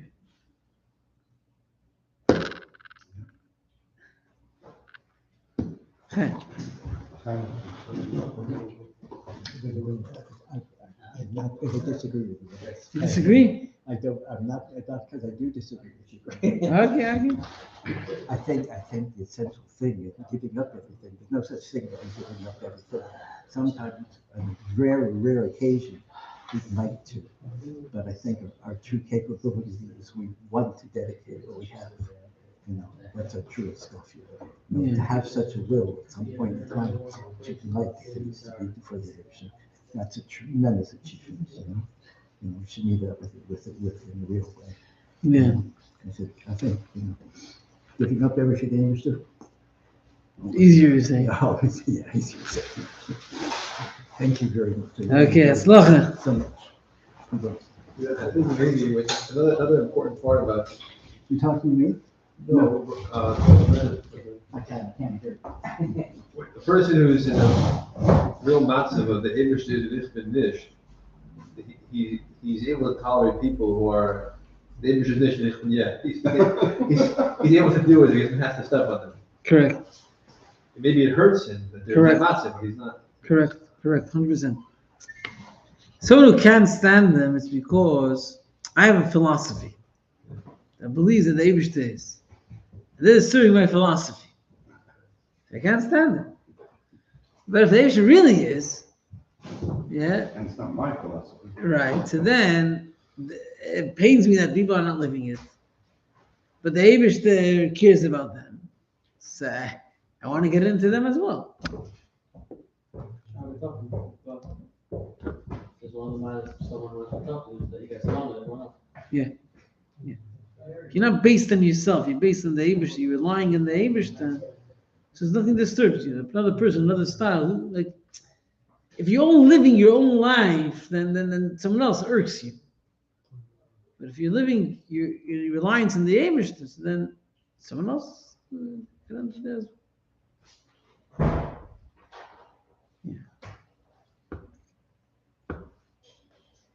What's the joke? Someone else says, nobody knows. It's new. It's new in form, but the spirit that I've encountered, familiar with. And with Babish, they used to laugh a lot on Kopist.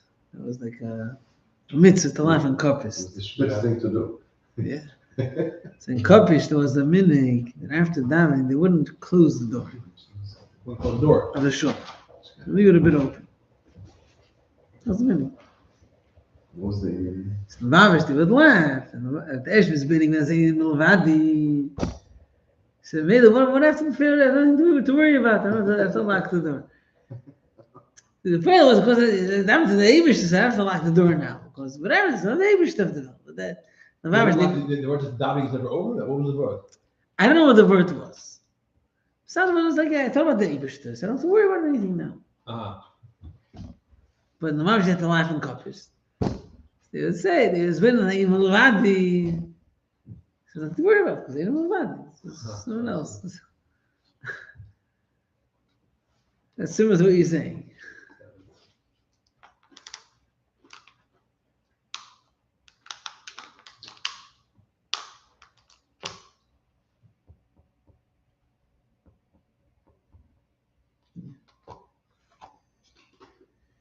Didn't Cox have the same problem with the Babish? Same problem as? The Babish, they thought it was going to go. More than they could approach, it was like a hard to approach, no? That's similarities. It's very different. There's similarities. This was their time on Babish, no? It's almost like soon they were like they looked at like this Cutman and you didn't have like hard to get. Because it was hard, it was very extreme, very, very extreme in their emiskite. Coppers. No, cuts. Cups was, how do I describe it? No, I'm saying cuts. Yeah, he's in cups.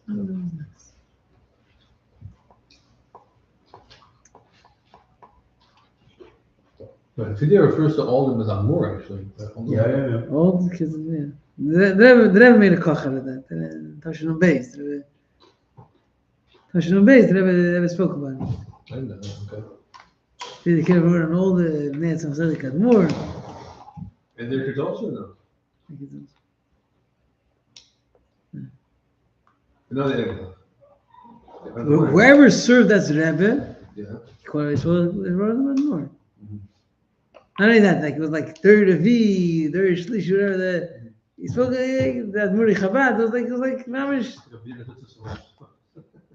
So the Rebbe said from that we learned that everyone is shaykh to that more.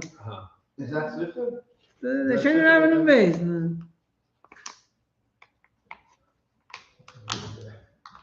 They haven't met the Havman of Kapos, that's to them in the chassidus. That's real. It's only that Admur of Kapos had a spashtus of Admur Tzemach Tzaddik. Oh. That's it. And if he can have it, then we can have it also. So all the sisters fell down. And then they go. Ich weiß gar nicht, I don't understand it. Huh? Tversky. Tversky. Actually, no, that was from the Matzah. Who's Tversky? Oh.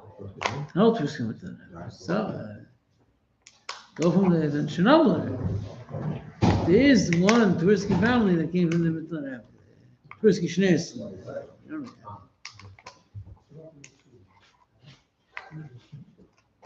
Maybe the chapter means to be yourself, but to even when you are yourself, that yourself should be the same thing that you're saying, not to leave yourself. Disassociate is a very dangerous thing. Disassociate what? Disassociate with yourself can be a negative thing. Why? Like you need to feel you need to feel who you are out of being in this world. So I voted to be in this world, but our self should be the self that Hashem wants us to be. To do what Hashem wants because we want it. But how do you balance that with